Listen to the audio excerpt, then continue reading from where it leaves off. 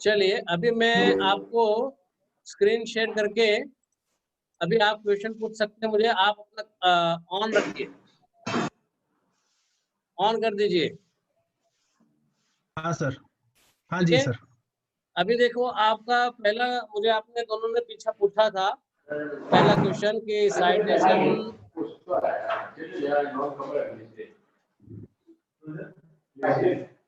कौन आवाज कर रहा है प्लीज?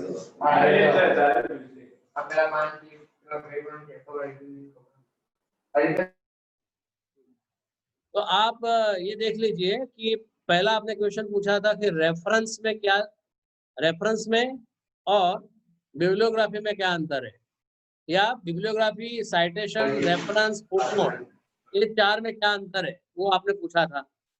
अभी उसका उत्तर ये मैं दे रहा हूं कि देखिए फुटनोट जो होता है, फुटनोट में आप कोई भी मान लो कि ये वर्ड है पिक्चर करके, ये पिक्चर का वर्ड कहाँ से आया, क्यों आया, और आप उसको बताना चाहते हैं तो उसका एक नोट बना के आप नीचे दे सकते हैं फुट नोट में। ठीक है, फुट नोट नाम ही ऐसा है कि वो पेज के नीचे ही आपको उनको इंफॉर्मेशन देनी है। ठीक है, अक्सर संस्कृत में हम क्या करते हैं, संस्कृत में हम क्या करते हैं, फुटनोट का उपयोग हम रेफरेंस देने के लिए कर रहे हैं। आप पुरानी किताबें देखेंगे, एम.आर. काले हैं या बड़े बड़े लोगों की, तो उसमें फुटनोट ही इतने बड़े होते हैं, आधे आधे पेज के। वो रेफरेंस नहीं दे रहे हैं उसमें, उसमें वो नोट दे रहे हैं। समझ रहे हैं आप लोग? कोई कोई ऐसा श्लोक है, कोई ऐसा पर्टिकुलर वर्ड है, उसके बारे में आपको एक्सप्लेनेशन करना है, तो वो एक्सप्लेनेशन आपको फुटनोट में देना होता है। क्लियर? सर एक मिनट में कहना चाहूंगा, हाँ, कौशिक कमल जी म्यूट कर दीजिए क्योंकि ये लेक्चर रिकॉर्ड हो रहा है। Okay sir, thanks. आपको समझ में आ रहा है ना मैं जब बोल रहा हूँ? उसमें कुछ है तो आप मुझे बीच में बोलते रहिए कि ये समझ में नहीं आया, और फिर बाद में आप म्यूट कर दीजिए खुद को। एक बार आपको कुछ पूछना है तो पूछिए, फिर बाद में तुरंत जहां जहां आपको कुछ भी डाउट है आप मुझे बोलते रहिए। ठीक है, आप एक मिनट, कोई आ रहा है क्या इसमें?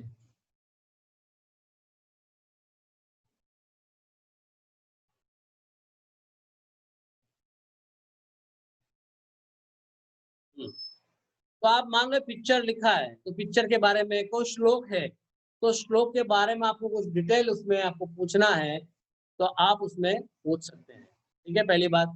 आपको इसमें कुछ डाउट है अभी? फुटनोट मतलब रेफरेंस नहीं है, आप जो ऊपर दे रहे हैं उसकी डिटेल जो आप नीचे दे रहे हैं वो इनसफिशिएंट होता है। जैसे आप श्लोक दे रहे हैं तो श्लोक में क्या करते हैं आप लोग कि भाई ऋग्वेद मंडल ये उसका ये नंबर वहां दे दिया, छोड़ दिया। एक्चुअली वो रेफरेंस नहीं है, वो रेफरेंस दिया आपने, लेकिन फुटनोट देने का तरीका ये है कि उसके बारे में कुछ आप डिटेल रखें। कोई मैटर ऐसी है जो बिल्कुल समझ में नहीं रही नहीं है, और कहाँ से ली, क्या ली। मान लो मैन्युस्क्रिप्ट है, कौन से फोलियो में से ली वो फोलियो, या वो मैन्युस्क्रिप्ट कितनी मैन्युस्क्रिप्ट कहाँ से ली, कितनी कितनी जगह आपने ढूंढा, और वहां वहां क्या क्या उसमें रेफरेंस मिलते हैं एक ही श्लोक के, वो सब फुटनोट में आता है। फुटनोट में कभी रेफरेंस नहीं आता। आप देते हैं बात अलग है और चला देते हैं अलग है, लेकिन इंटरनेशनल स्टैंडर्ड के हिसाब से वो रेफरेंसेस या बिब्लियोग्राफी उसमें आती नहीं है। बराबर है? अभी रेफरेंस और साइटेशन दो एक ही है, बिब्लियोग्राफी अलग चीज है, वो समझ लीजिए पहले। कैसे? साइटेशन और रेफरेंस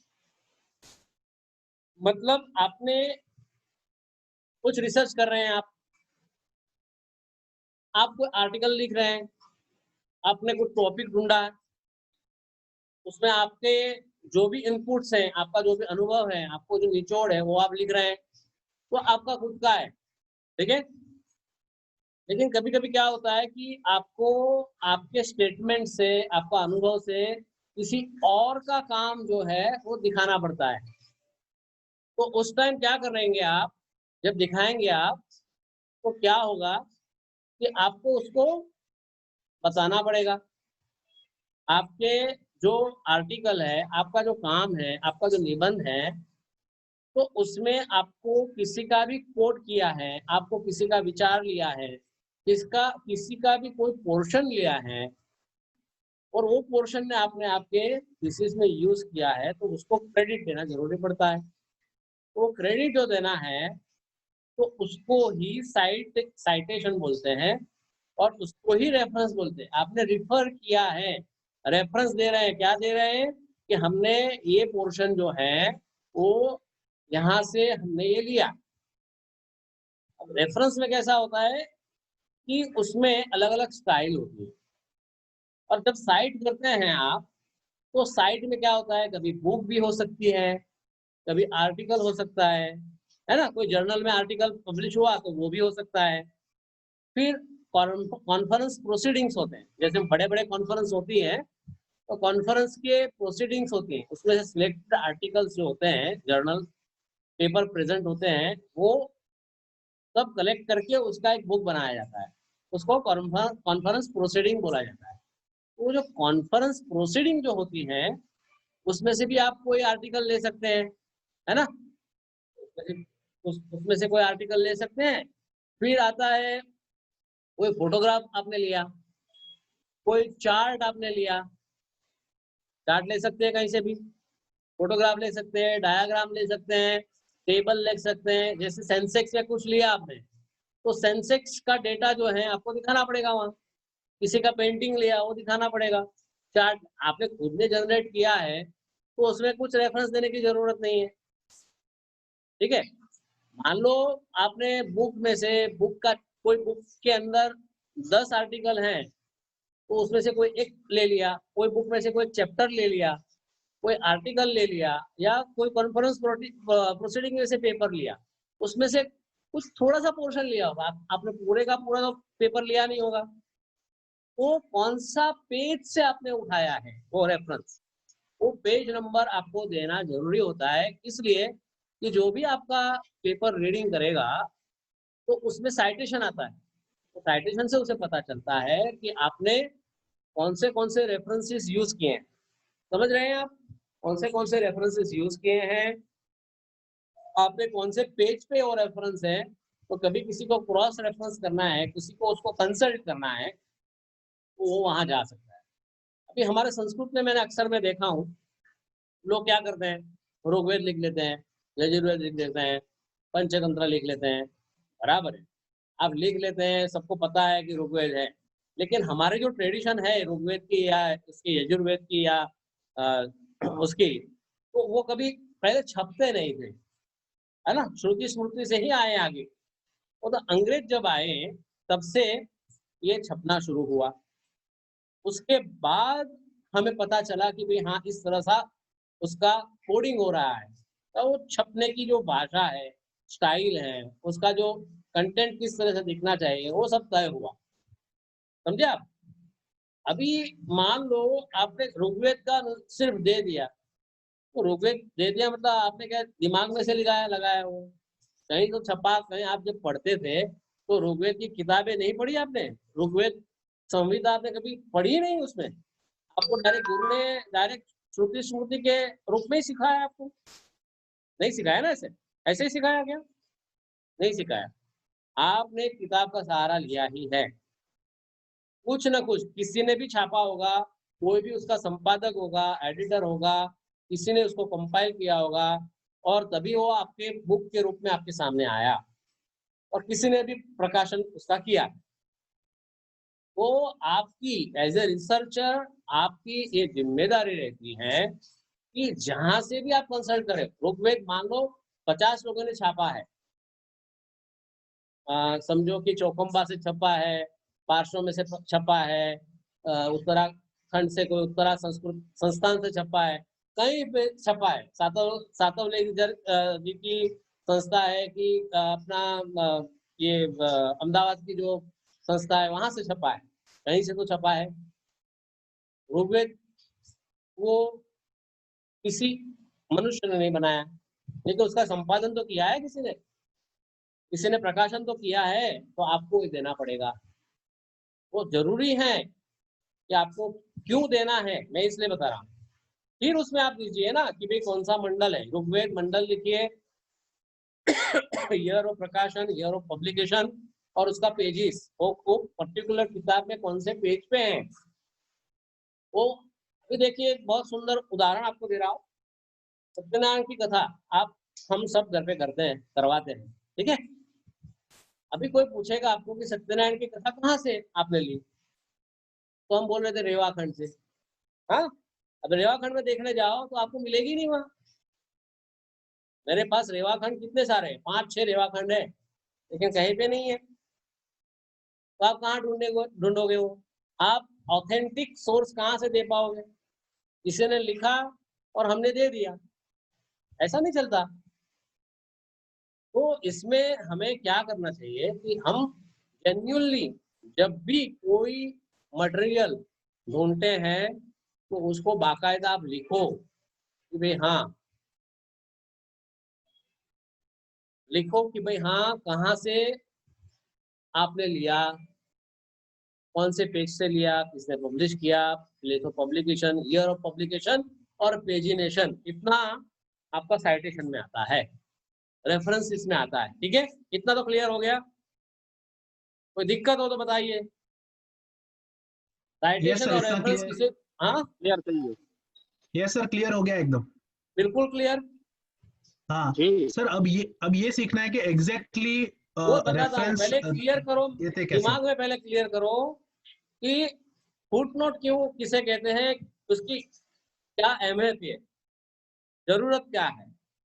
रेफरेंस और साइटेशन किसे कहते हैं, उसमें क्या क्या चीज आती है और वो किस तरह से लेना है और उसमें क्या आता है, उसका स्वरूप समझ लो।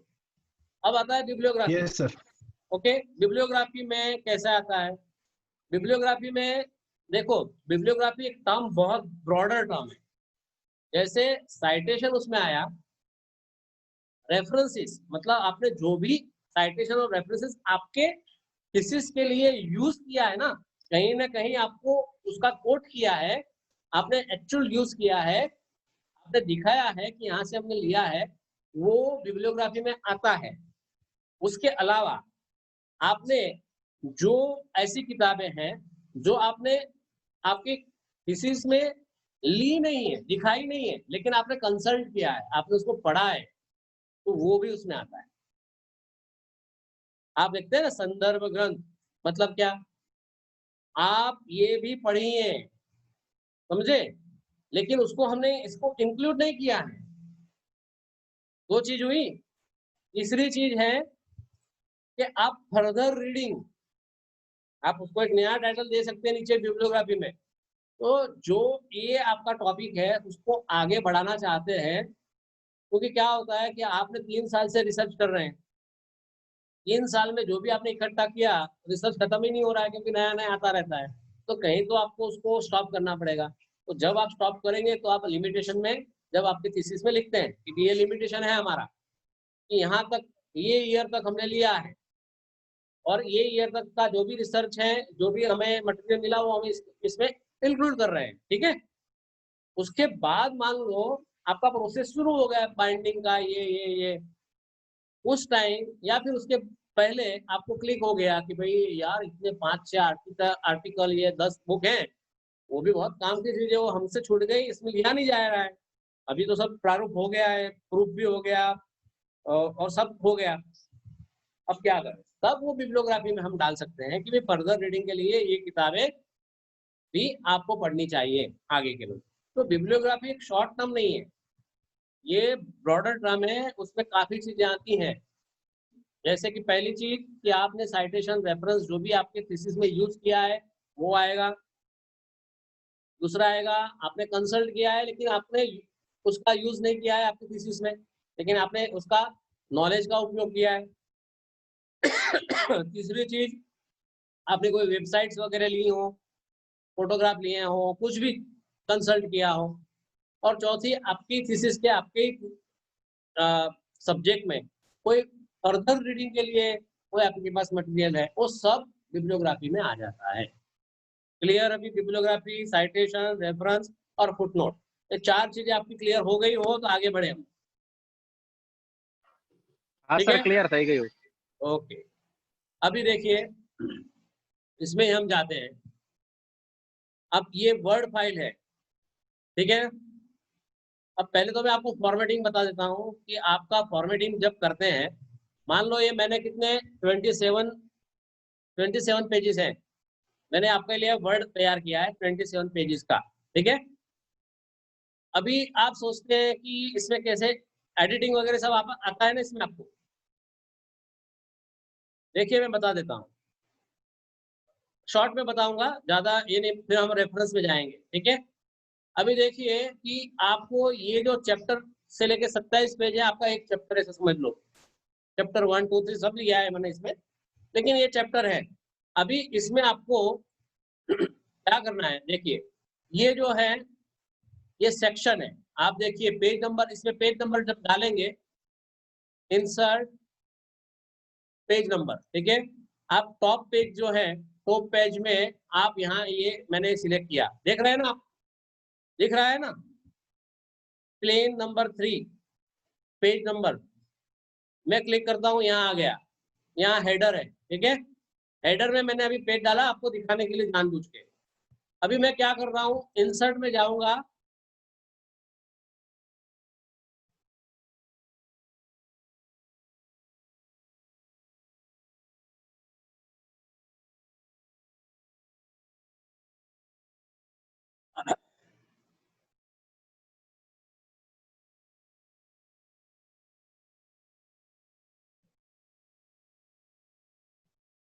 पेज ब्रेक दिख रहा है आपको?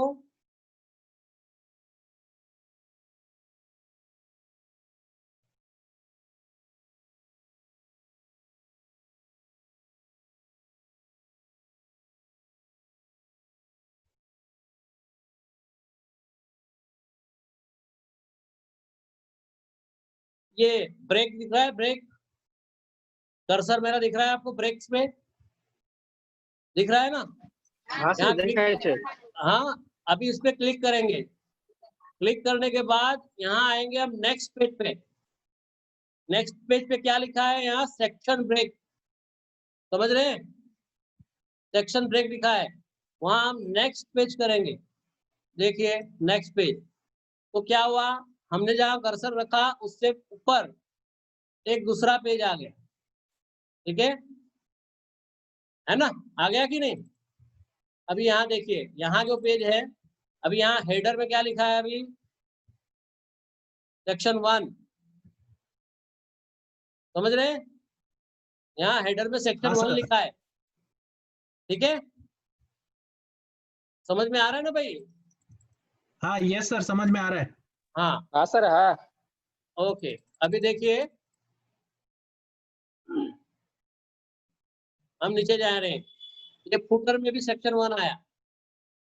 अभी देखो हमारा जो मेन टेक्स्ट था उसमें क्या आया? हेडर सेक्शन 2 आया।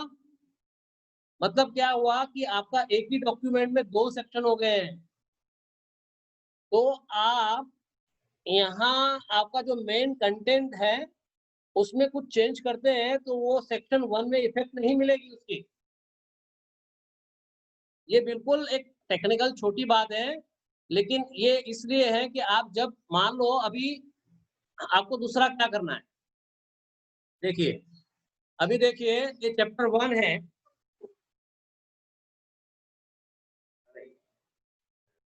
ये चैप्टर 1 है, ठीक है? उसको टाइटल देते हैं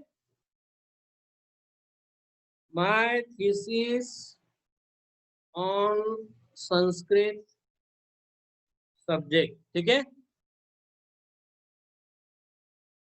ये अभी आपका साइटेशन का एक पार्ट है, ये समझ लीजिए। इसको आपने टाइटल दे दिया है, अब आपको इंडेक्स बनाना है इसका, तो इसको चैप्टर 1 जो है उसको हेडिंग 1 दे दीजिए, समझे? चैप्टर 1 में हम पार्ट करते हैं ना, उसका सब पार्ट, तो सब पार्ट है उसको हेडिंग, यहाँ जो है हेडिंग 2 कर दीजिए, समझे आप? उसका सब पार्ट मतलब 1 का सब पार्ट तीसरा, तो उसको हेडिंग 3 कर दीजिए, ठीक है? वैसे ही हम जाएंगे चैप्टर 2 में। चैप्टर 2 में हेडिंग 1, हेडिंग 2, हेडिंग 3, ठीक है? सर ये जो हेडिंग में जो इटैलिक में है वो हम थीसिस में यूज नहीं कर सकते ना, कि कर सकते हैं? नहीं, अभी पहले देख लीजिए मैं क्या बोल रहा हूँ, है ना? अब ये चैप्टर 3 है, मैं 3 तक बता रहा हूँ आपको, मैं ज्यादा नहीं बनाया हूँ। कौन कौन है एडमिट? ये चैप्टर 3 है, उसमें हेडिंग 1 दे रहा हूँ। चैप्टर 3.1 है, उसको हेडिंग 2 दे रहा हूँ। और ये चैप्टर 3.1.1 है, उसको हेडिंग 3 दे रहा हूँ, ठीक है? अभी देखिए, अब हम क्या करेंगे, हम सेक्शन 1 में आएंगे।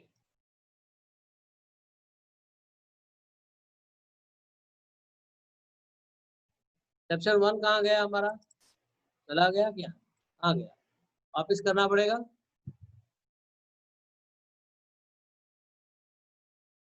सर दिख रहा है, हमें तो दिख रहा है चैप्टर 1.1। नहीं, वो दिख रहा है, लेकिन वो जो सेक्शन 1 किया था ना हमने, हाँ वो सेक्शन, ऊपर फुटर, वो हेडर फुटर वाला। नहीं, हाँ वो है, लेकिन सेक्शन 1 निकल गया यहाँ से शायद। वो अभी हम हाँ यहाँ से वापस एक नेक्स्ट पेज करेंगे। ये आ गया, अभी दिखाई दे रहा है? Yes sir. देखो हाँ सेक्शन सर। 1 हो गया। अभी यहाँ आएंगे, यहाँ आएंगे सेक्शन 1 में। सेक्शन 1 में आपको क्या करना है, अभी हम जाएंगे रेफरेंसेस में, या ओके चैप्टर 1 ये हो गया।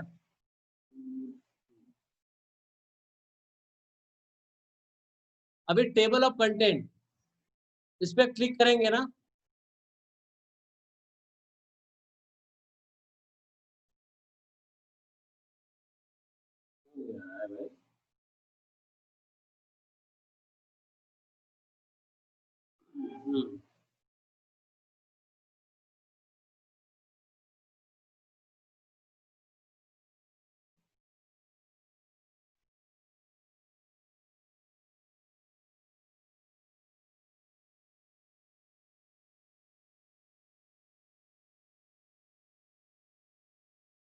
निकल तो नहीं गए सब?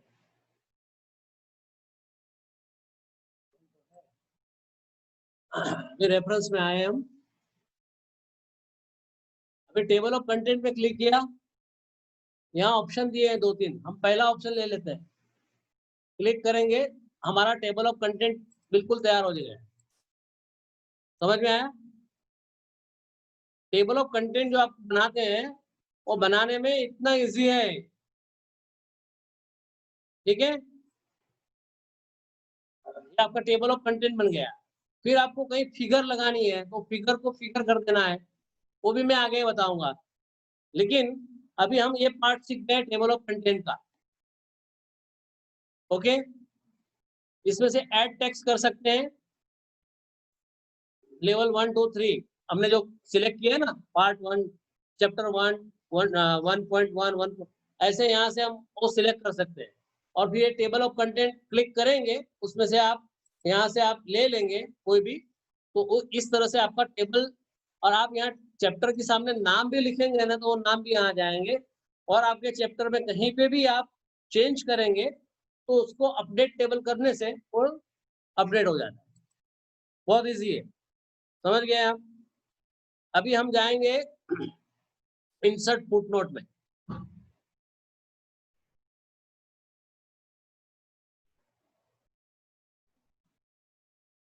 मान लो आपका ये टैब है, यहाँ से हम हमें यह क्विक शब्द है, इसका कुछ करना है, तो ये इंसर्ट फुटनोट करने से ये जो था, ये नंबर 1 यहाँ आ गया, और उसका कुछ भी लिखना है तो हम लिख सकते हैं कि कुछ भी, कि कर्मा ऐसा करके कुछ भी हमने लिख दिया, चलो उसको। और आपको हिंदी में लिखना है,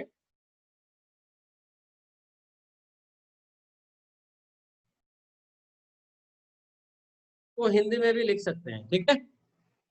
तो आपने क्या किया कि ये जो नंबर था 1 नंबर, अभी आप यहाँ हैं 1 नंबर में, उसके सामने आपको लिखना पड़ता है ना?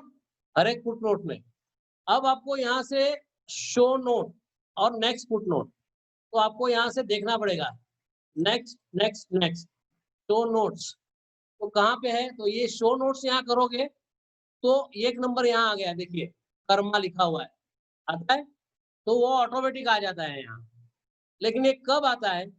आपको एक, अभी ये 1 नंबर ऊपर आता है ना? अपर केस में हो जाता है। तो ये आपको बिब्लियोग्राफी या रेफरेंस या साइटेशन के लिए इसका यूज़ नहीं करना है। आपको पर्टिकुलर वर्ड है या श्लोक है, उसका ब्रीफ में नोट्स देना है, तो उसके लिए होता है। और फुटनोट कैसा होता है कि मान लो ये पहला नंबर का पेज है, तो फर्स्ट नंबर के पेज में आपका नीचे आएगा फुटनोट। आप मान लो ये दूसरा चेंज करके है, इसका फुटनोट आप तैयार करोगे, इंसर्ट फुटनोट, तो दूसरा नंबर आएगा। आप मोस्ट के ऊपर करोगे तो तीसरा आएगा। तो आप जितने फुटनोट डालना चाहते हो, जो शब्द का, वर्ड का इंफॉर्मेशन देना चाहते हो, आप यहाँ दे सकते हो उसका मीनिंग। समझ में आ गया? अब ये देखिए, उसके साथ में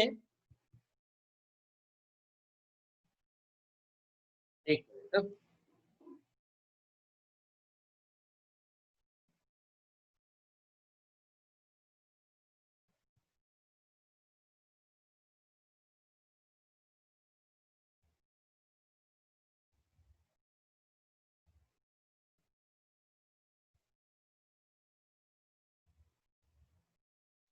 ये जस्ट एग्जांपल के लिए है, कोई ऐसा सही में नहीं है कुछ।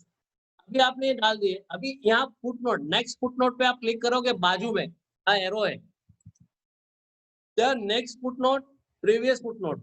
तो आप मान लो 10वें पेज पे कुछ है, 11वें, हर एक फुटनोट पे यहाँ से जा सकते हो, कुछ एडिट करना है तो।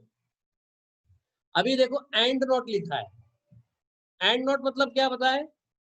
एंड नोट मतलब आप कहीं पे भी फुटनोट की जैसे ही नोट देना चाहते हैं, लेकिन वो नोट आपके चैप्टर के लास्ट में आएगा। कहाँ आएगा?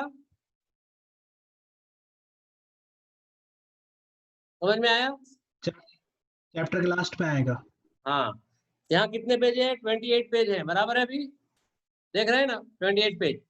अभी मैं यहाँ से जाता हूँ फुटनोट पे, इंसर्ट, अरे ये एंड नोट पे, एंड नोट पे क्लिक करूंगा तो ये यहाँ लास्ट में आ गया एंड नोट।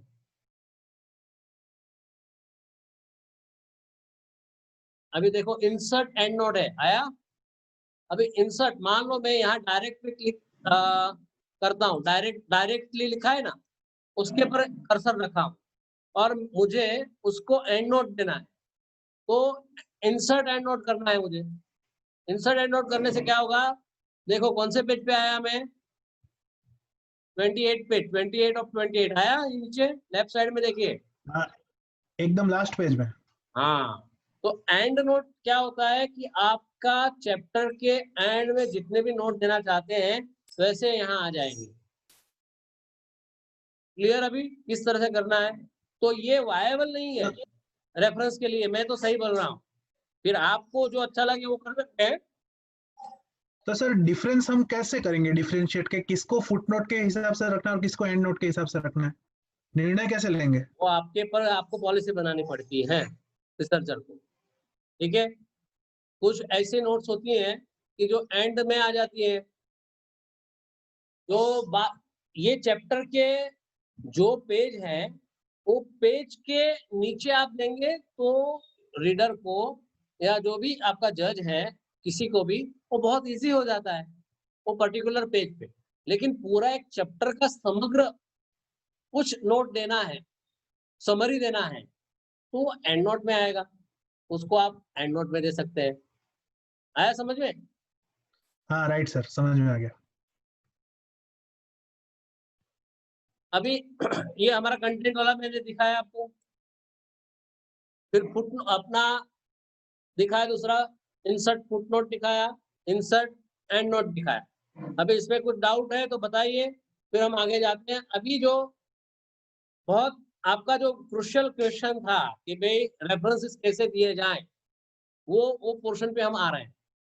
वो सीखना आपको बहुत जरूरी है, वो आप देख लीजिए। देखिए कहीं पे भी आप जाएंगे, आपने मैंने बताया अलग अलग अलग अलग प्रकार के डॉक्यूमेंट्स होते हैं, बुक्स होती हैं, बुक्स का आईएसबीएन नंबर होता है, जर्नल होती है तो उसका आईएसएन नंबर होता है, जर्नल के आर्टिकल होते हैं, ठीक है? अलग-अलग प्रकार के आप कंसल्ट करते हैं रिसोर्सेज। ये रिसोर्सेज होते हैं, वेबसाइट्स होती हैं, है ना? कोई इंटरव्यू होता है, कुछ भी आप ऑडियो, वीडियो, कैसेट कुछ भी आप सीडी, डीवीडी आप कंसल्ट कर सकते हैं। और उसका रेफरेंस कैसे देना है, उसके लिए अलग-अलग प्रकार के क्या बोलते हैं स्टाइल्स हैं।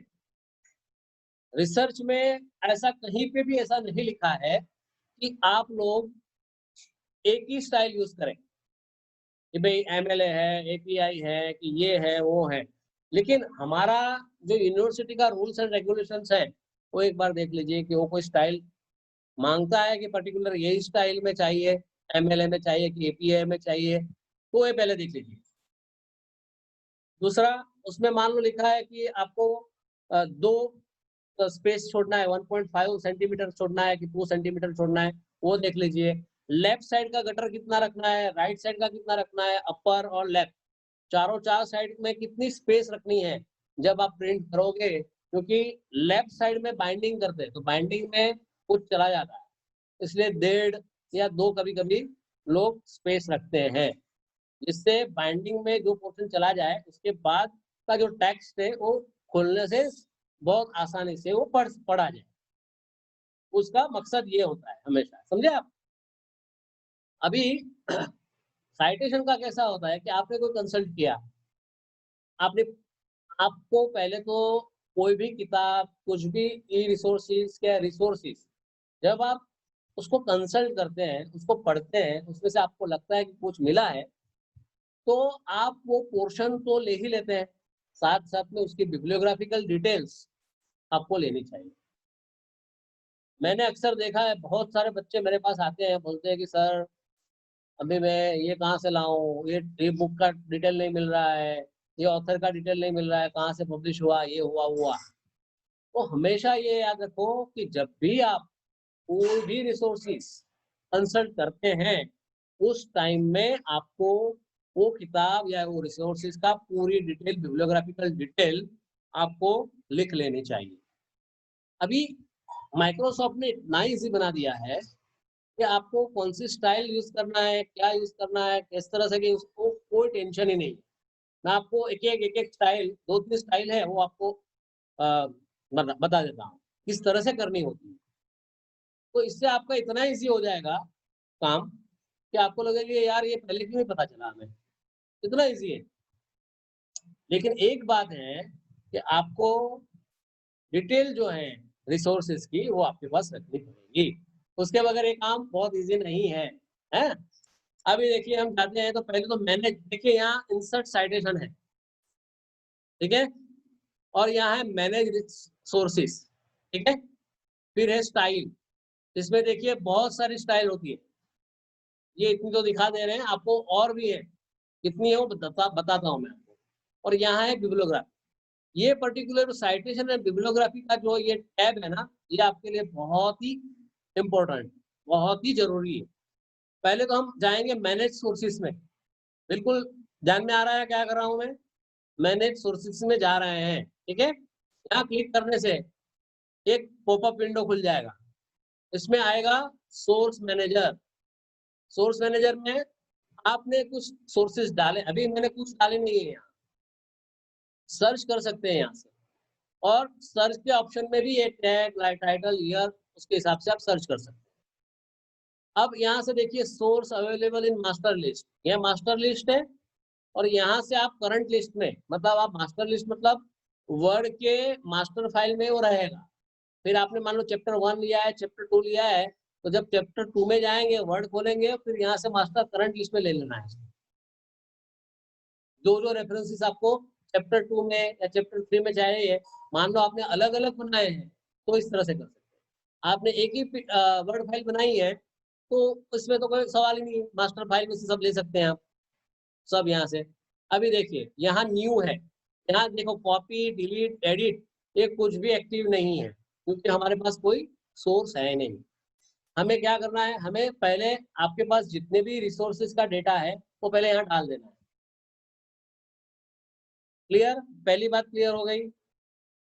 आपके पास आपने चैप्टर 1 से लेके आपने चैप्टर 5 तक का जितना भी डेटा आपने लिया हुआ है कहीं से भी, आप आपके थीसिस में यूज करने वाले हैं, वो उसका बिब्लियोग्राफिकल डेटा आपको यहाँ पहले मैन्युअली डालना पड़ेगा। समझे? मैन्युअली डालना पड़ेगा। ये एक बार का टास्क है, बार बार नहीं करना है। इससे फायदा ये होगा कि मान लो कोई आर्टिकल लिखते हैं आप, समझ लो एक बात, आप कोई आर्टिकल लिख रहे हैं और आर्टिकल इंटरनेशनल को स्टैंडर्ड वाली केयर लिस्ट में डाल रहे हैं और वो बता रहा है साइंस डायरेक्ट या साइंस वाला जो होता है उसमें डाल रहे हैं, वो बोलेंगे कि हमारी जो स्टाइल है उसी में हमें बिब्लियोग्राफी बना के दे दीजिए, आपकी रेफरेंसेस बना के दे दीजिए। तब आप मैन्युअल करते रहोगे तो कितना टाइम जाएगा, उसमें बस 2 मिनट में हो जाता है। इसमें तब मान लो आपने आपका रिसोर्सेज का डेटा इसमें डाला है तब, तो ये पहली बात बिल्कुल दिमाग में लगा दीजिए कि हमें रिसोर्सेज, हमारे जो भी रिसोर्सेज हम हमारे पीएचडी थीसिस में यूज कर रहे हैं, वो सब रिसोर्सेज को हमें इसमें इंक्लूड करना है, उसको एंट्री करनी है। तो पहले न्यू पे जाते हैं। अभी देखिए क्रिएट सोर्सेज आया टाइटल उसका, उसमें देखिए type of sources, type of sources, ठीक है। टाइप ऑफ सोर्सेज में पहले बुक दिख रहा है, यहाँ आप एरो करोगे तो आप देखिए book, book section, journal article, article in A periodical, periodical में जर्नल्स। पीरियोडिकल ये जो है वो अमेरिकन शब्द है, जर्नल जो है ब्रिटिश शब्द है, उसमें कंफ्यूज मत होइए कि पीरियोडिकल मतलब क्या। पीरियोडिकल मतलब कुछ पीरियड में पब्लिश होने वाली पत्रिकाएं, वो डेली भी हो सकती है, वो वीकली हो सकती है, वो बाई वीकली हो सकती है, मंथली, ट्वाई मंथली, 6 वीकली, ईयरली, कैसे भी हो सकती है, उसको पीरियोडिकल बोलते हैं। और जर्नल रिसर्च आर्टिकल आते हैं और उसको, ये ब्रिटिश शब्द है। समझ में आ गया आपको? तो ये देखिए कौन से ऑप्शन है, journal article, article in periodical, conference proceeding, मैंने बताया था कॉन्फ्रेंस के बाद जो बुक छपती है उसकी आर्टिकल थी वो कॉन्फ्रेंस प्रोसीडिंग। रिपोर्ट्स, अलग अलग गवर्नमेंट के रिपोर्ट होते हैं, कोई भी छोटे छोटे रिपोर्ट होते हैं। वेबसाइट, डॉक्यूमेंट फ्रॉम वेबसाइट, कोई डॉक्यूमेंट कहीं वेबसाइट पे है तो वो इलेक्ट्रॉनिक सोर्सेज जैसे सीडी, डीवीडी, कुछ भी है आपका इलेक्ट्रॉनिक्स में। साउंड रिकॉर्डिंग, परफॉर्मेंस किसने किया है, नाट जैसे ड्रामा का परफॉर्मेंस होता है, कुछ भी परफॉर्मेंस होता है तो उसका भी रेफरेंस आप लिया, तो उसका किस तरह से रेफरेंस देना है उसको यहाँ बाय डिफॉल्ट उन्होंने डाल ही दिया है सर, है ना। इंटरव्यू लिया, पेटेंट है, केस है, मिसलेनियस है, ये सब उन्होंने यहाँ डाले हुए हैं। जितने भी रिसोर्सेज दुनिया के, अभी भी बहुत सारे ऑप्शंस है, टाइप्स है, लेकिन जो मेजर टाइप्स का हम यूज करते हैं वो यहाँ हमने, मतलब माइक्रोसॉफ्ट ने हमें दे दिया है, ठीक है। तो मान लो एक बुक है, सर आप बोले। सर फिल्म है उसको कैसे यहाँ पे रख सकते हैं, ये तो एक देखिए, पेपर के हिसाब से है। अरे सुनो सुनो मेरी बात, जैसे बुक, बुक है, बाय डिफॉल्ट बुक आता है, तो बुक में जो जो चाहिए वो यहाँ आएगा डिटेल नीचे। अभी देखिए बुक में ऑथर लिखा है, अभी ये लैंग्वेज भी है डिफॉल्ट, आपको जो लैंग्वेज चाहिए इंग्लिश, गुजराती, हिंदी डालनी है तो उसमें आप संस्कृत भी डाल सकते हैं, बाद में हो जाएगा वो। अभी यहाँ एडिट, ऑथर के सामने एडिट है, एडिट पे क्लिक करना है, तो यहाँ क्या है, ऑथर का लास्ट नेम, मान लो मेरा नाम है काले, काले बराबर, फर्स्ट नाम है रविंद्र और मिडिल नाम है सूर्यकांत,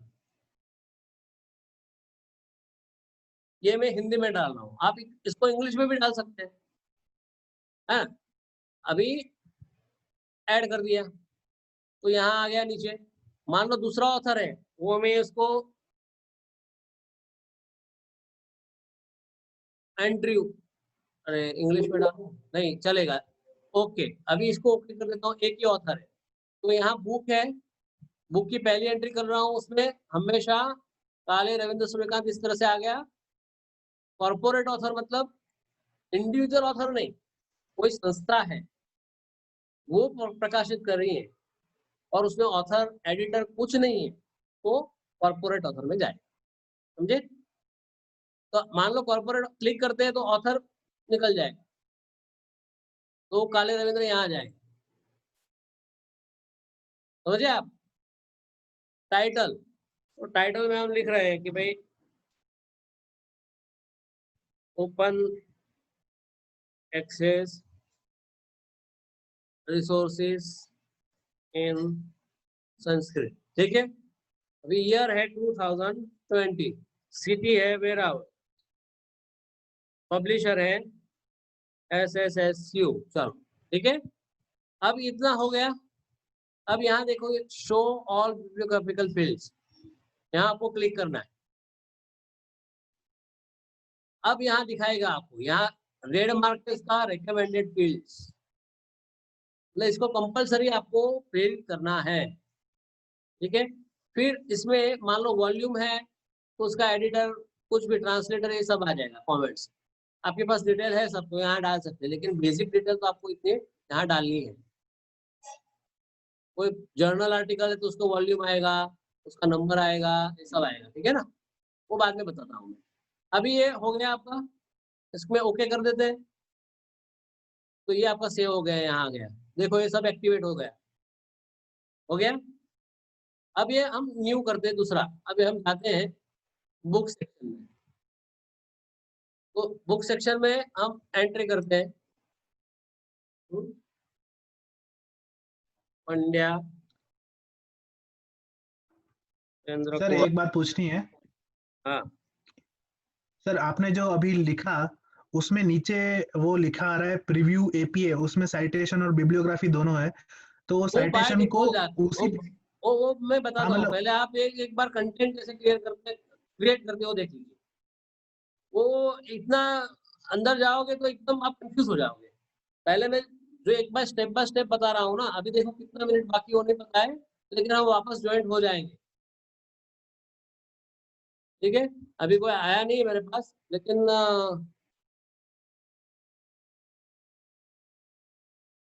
ओके, चलो ये डाल दिया, ऐड कर दिया, ओके कर दिया। ये इनका पंड्या जी गुरु जी का ले लिया हमने, उनका टाइटल है भागवत गीता।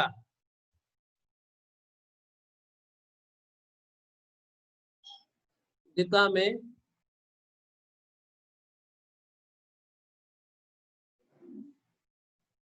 तो हमें कृष्णा, बराबर है। अभी बुक जो है, टाइटल ये है, इसमें बुक जो है उसका ऑथर कौन है, बुक ऑथर। और बुक टाइटल क्या है, ये टाइटल है, ये किसका है, नरेंद्र गुरु जी ने जो आर्टिकल लिखा है बुक सेक्शन में, उसका टाइटल है। अबे बुक का ऑथर कौन है, बुक का ऑथर मान लो है कि जानकी शरण,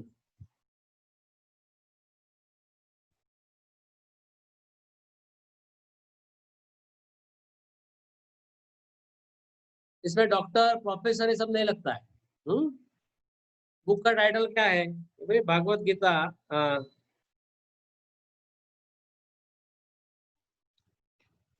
सर बुक और बुक सेक्शन में बेसिक डिफरेंस क्या होता है? एक बुक है भागवत विमर्श करके, उसमें वो किताब कोई एक ऑथर ने नहीं लिखी, उसमें 15 अलग अलग ऑथर के टाइटल आर्टिकल्स है, संपादक एडिटेड बुक बोलते हैं उसको, बराबर है। टाइटल भागवत है, लेकिन भागवत के जितने 15 आर्टिकल है उसमें डाल दिए उन्होंने, ओके ओके सर, समझ गया। ठीक है। राइट। तो इस सेक्शन हो गया book section, book book chapter, मतलब सेक्शन मतलब बुक चैप्टर। तो बुक के अंदर कोई चैप्टर है, उसको आईएसबीएन नंबर दिया हुआ है, तो आपको यहाँ डालना है। उसका ईयर मान लो 2000, अलग-अलग हो सकते हैं ना।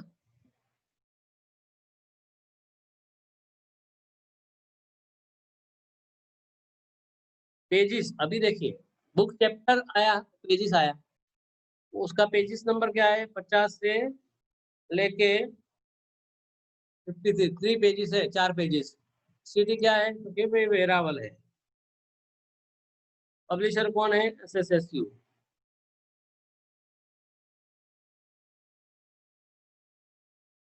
ठीक है, अभी वहां ऐसे जाओगे तो वापस पूछेगा उसका वॉल्यूम नंबर है, इसका आईएसबीएन नंबर है क्या।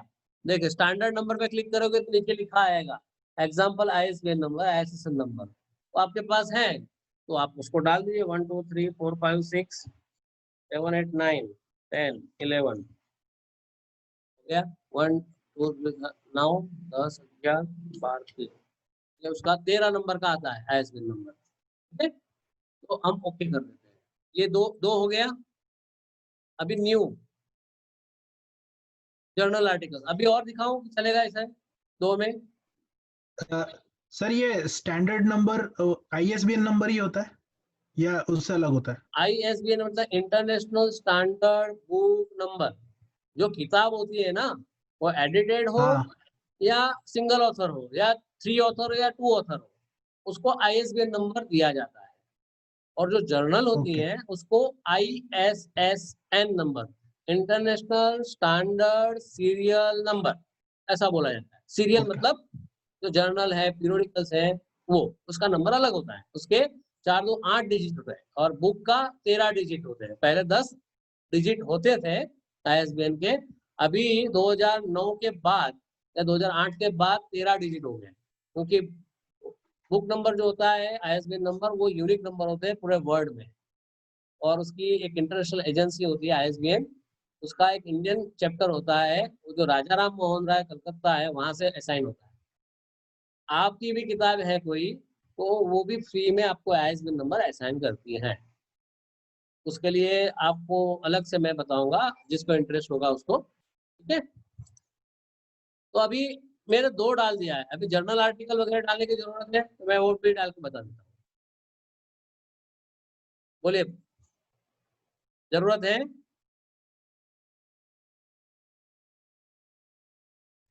नहीं सर, बस।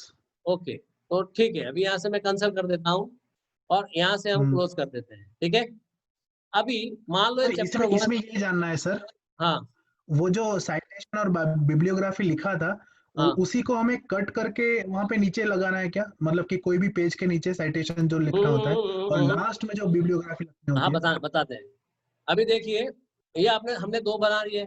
अभी मान लो चैप्टर 1 में आपने ये पूरा जो ये है, ये आपने कहीं से लिया हुआ है, तो आपको क्या करना है, यहाँ आपको कर्सर रखना है। ठीक है, कर्सर रखने के बाद इंसर्ट साइटेशन करना है। यहाँ से क्या करना है, इंसर्ट साइटेशन। अब आपने जो डाला हुआ है जितना भी साइटेशन है ना, यहाँ दिखाई देगा। समझ रहे हैं आप? और मान लो आपको कुछ नया डालना है तो यहाँ से भी डाल सकते हैं, है ना।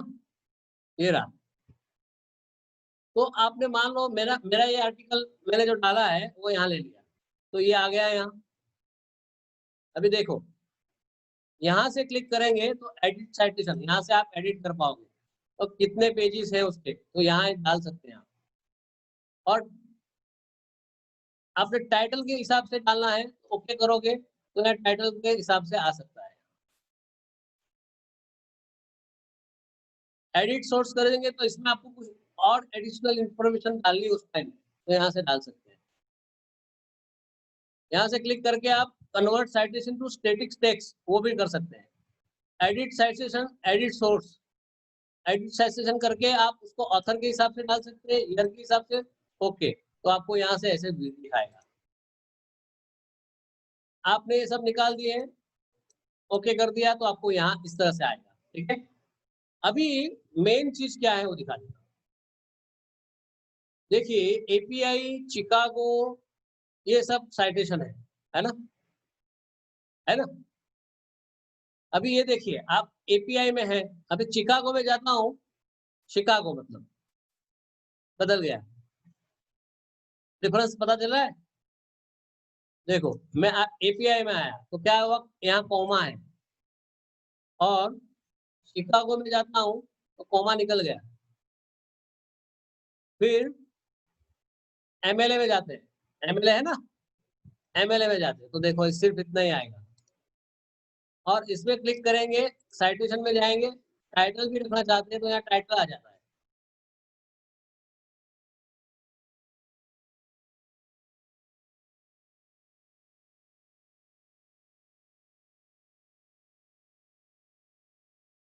मान लो कभी भी ओके, टाइटल आ एमएलए जाता है, में ईयर नंबर नहीं आता।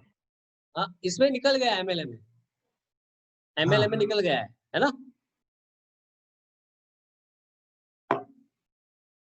अब देखिए मैनेज सोर्सेज में हम जाते हैं ना, तो ये जो ये प्रीव्यू है एमएलए का, तो देखो जहाँ ये यहाँ आप जो सिलेक्ट करोगे उसका प्रीव्यू दिखेगा कि इसमें किस तरह से दिखने वाला है, समझ रहे हैं आप जो पूछ रहे थे ना कि ये बिब्लियोग्राफी बनती है तो इसको क्या करें, वो आपको प्रीव्यू दिखा रहा है। मान लो यहाँ आपने स्टाइल चेंज कर रहे हो, क्लोज करके आपने यहाँ एपीआई कर दी, ठीक है। अब यहाँ मैनेज सोर्सेज में जाओगे तो यहाँ एपीआई के हिसाब से आपका पूरा बिब्लियोग्राफिकल कैसे दिखेगा वो दिखेगा, आया समझ में? आया सर। मैं ये पूछ रहा था कि इसमें जो बिब्लियोग्राफी एंट्री लिखी है जिस हिसाब से, क्या उसको हमें ऐसे कॉपी करके पेस्ट लास्ट नहीं नहीं में नहीं नहीं, वो बिब्लियोग्राफी दिखा में रहा करना हूँ, वो पड़ेगा? दिखा रहा हूँ। अभी देखो अच्छा। Source available in master list, तो यहाँ से ब्राउज करोगे ना तो आपको वहां से सोर्स कहाँ पे है ना वो दिखा रहा है बिब्लियोग्राफी, जो हमारे कंप्यूटर में वो फाइल जहाँ सेव हुई वो दिखा रहा है। अभी ये क्लोज कर रहा हूँ, अभी मैं दिखा रहा हूँ आपको, ये पहला आपको दिखाया, ठीक है। अभी ये दूसरा, ये पूरा चैप्टर का ये इतना पोर्शन आपने लिया है कहीं और से, तो यहाँ से ये पंड्या जी का ले रहे हैं, ठीक है। तो जो एपीआई है उसके हिसाब से यहाँ आ गया, इतना तो समझ में आ गया आपको।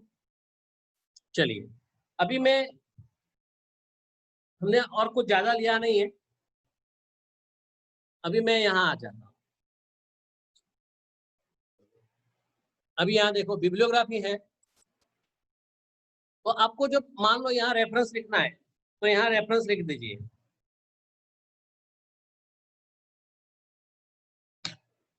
आपने ये डाल दिया, आपने जितने भी यूज किए, अभी बिब्लियोग्राफी क्रिएट करनी है आपको।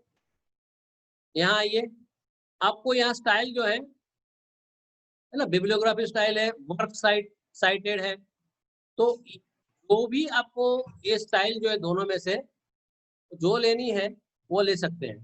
मान लो ये ले ली, इसको क्लिक किया तो आपका बिब्लियोग्राफी तैयार।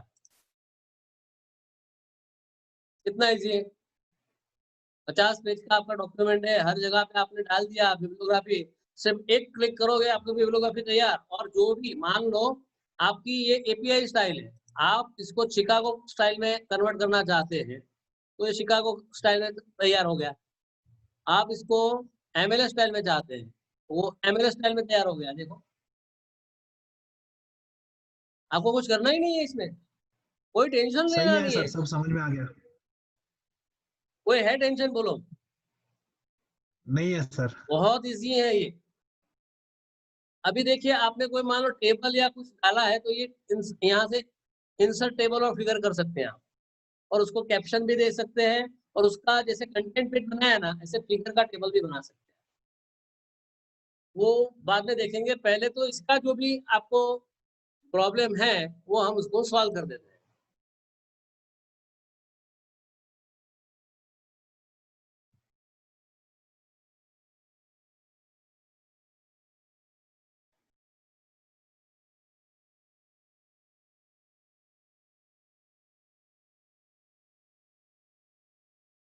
ये जो 2007 का जो है ना, इसमें बहुत कम मतलब अभी ये जो स्टाइल दिए हैं, लेकिन है 3000 के ऊपर स्टाइल इसमें।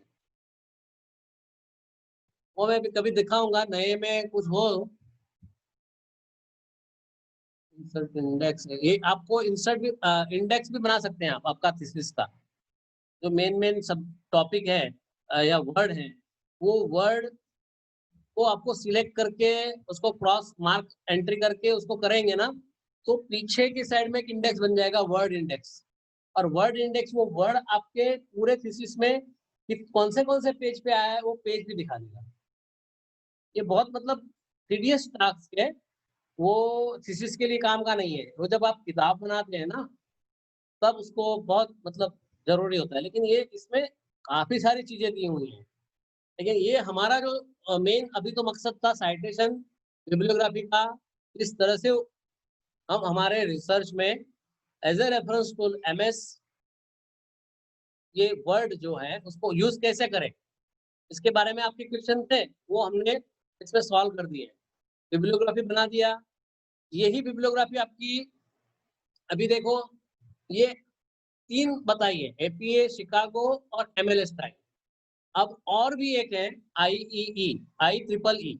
IEEE में कैसा है कि जैसे यहाँ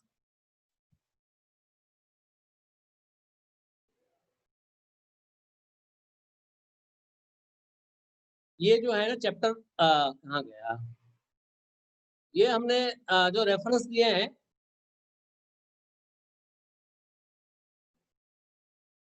ये जो रेफरेंस दिए हैं ना, यहाँ ऐसे रेफरेंस आने के बदले नंबर 1 आ जाएगा। वो इसमें मैं वही देख रहा था कि स्टाइल में कहाँ से जाएँ और इसमें बहुत साइड में भी नहीं दिया है यहाँ से, नहीं तो यहाँ से जा सकते हैं।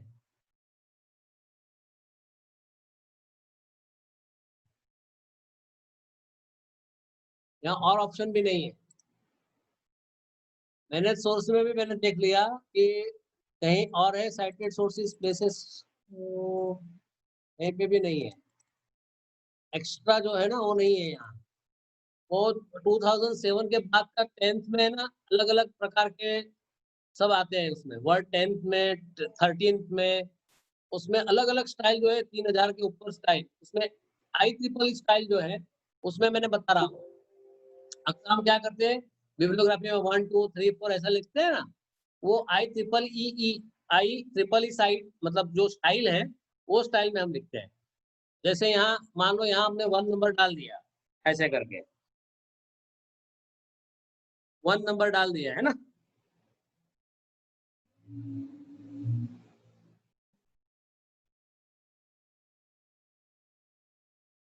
ये 1 नंबर डाल दिया। अभी ये इसका रेफरेंस हम नीचे देते हैं। समझ में आ रहा है?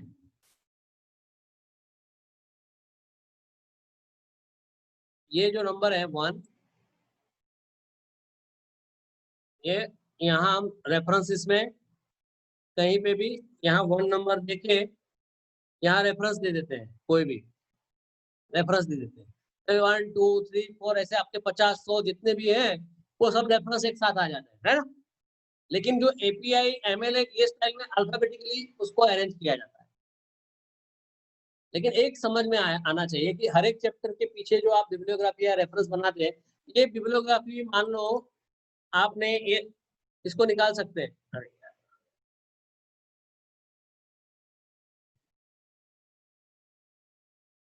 ये बिब्लियोग्राफी शब्द लिखा है ना, उसको हम डिलीट कर सकते हैं और यहाँ रेफरेंस लगा सकते हैं, क्योंकि हर एक चैप्टर के पीछे रेफरेंस आते हैं, बिब्लियोग्राफी नहीं आती। समझे आप?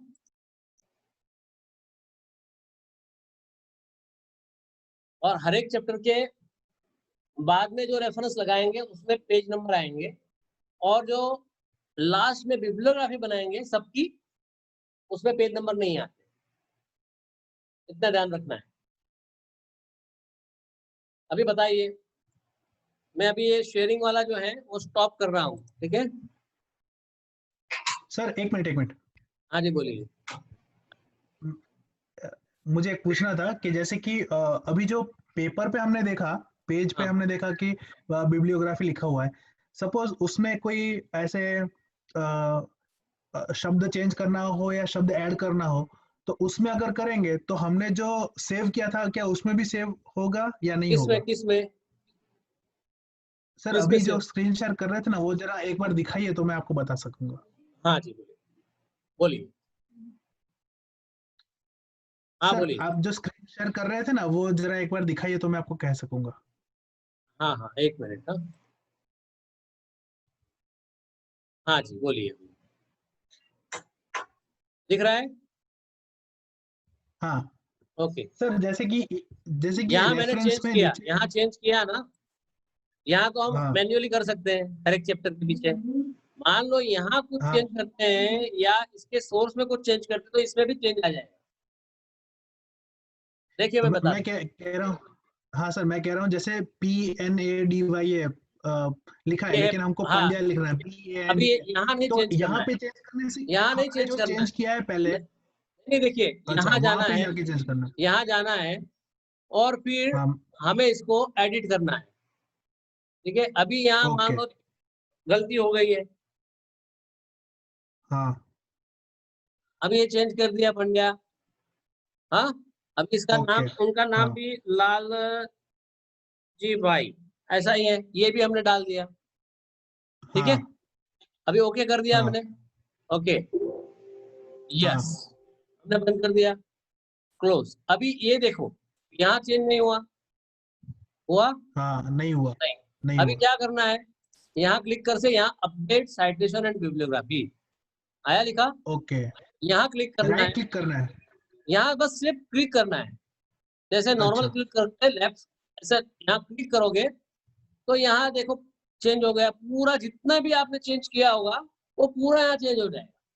मतलब टेंशन लेने की कोई राइट बात राइट नहीं है, ये सिर्फ राइट आपको कॉशियस होके डेटा एंट्री करनी है इसमें बस। और मान लो राइट राइट राइट। आपको कोई भी पॉइंट पे ऐसा लगता है कि नहीं है यहाँ चेंज करना है, तो सीधा वो वहाँ चेंज हो जाए। ओके।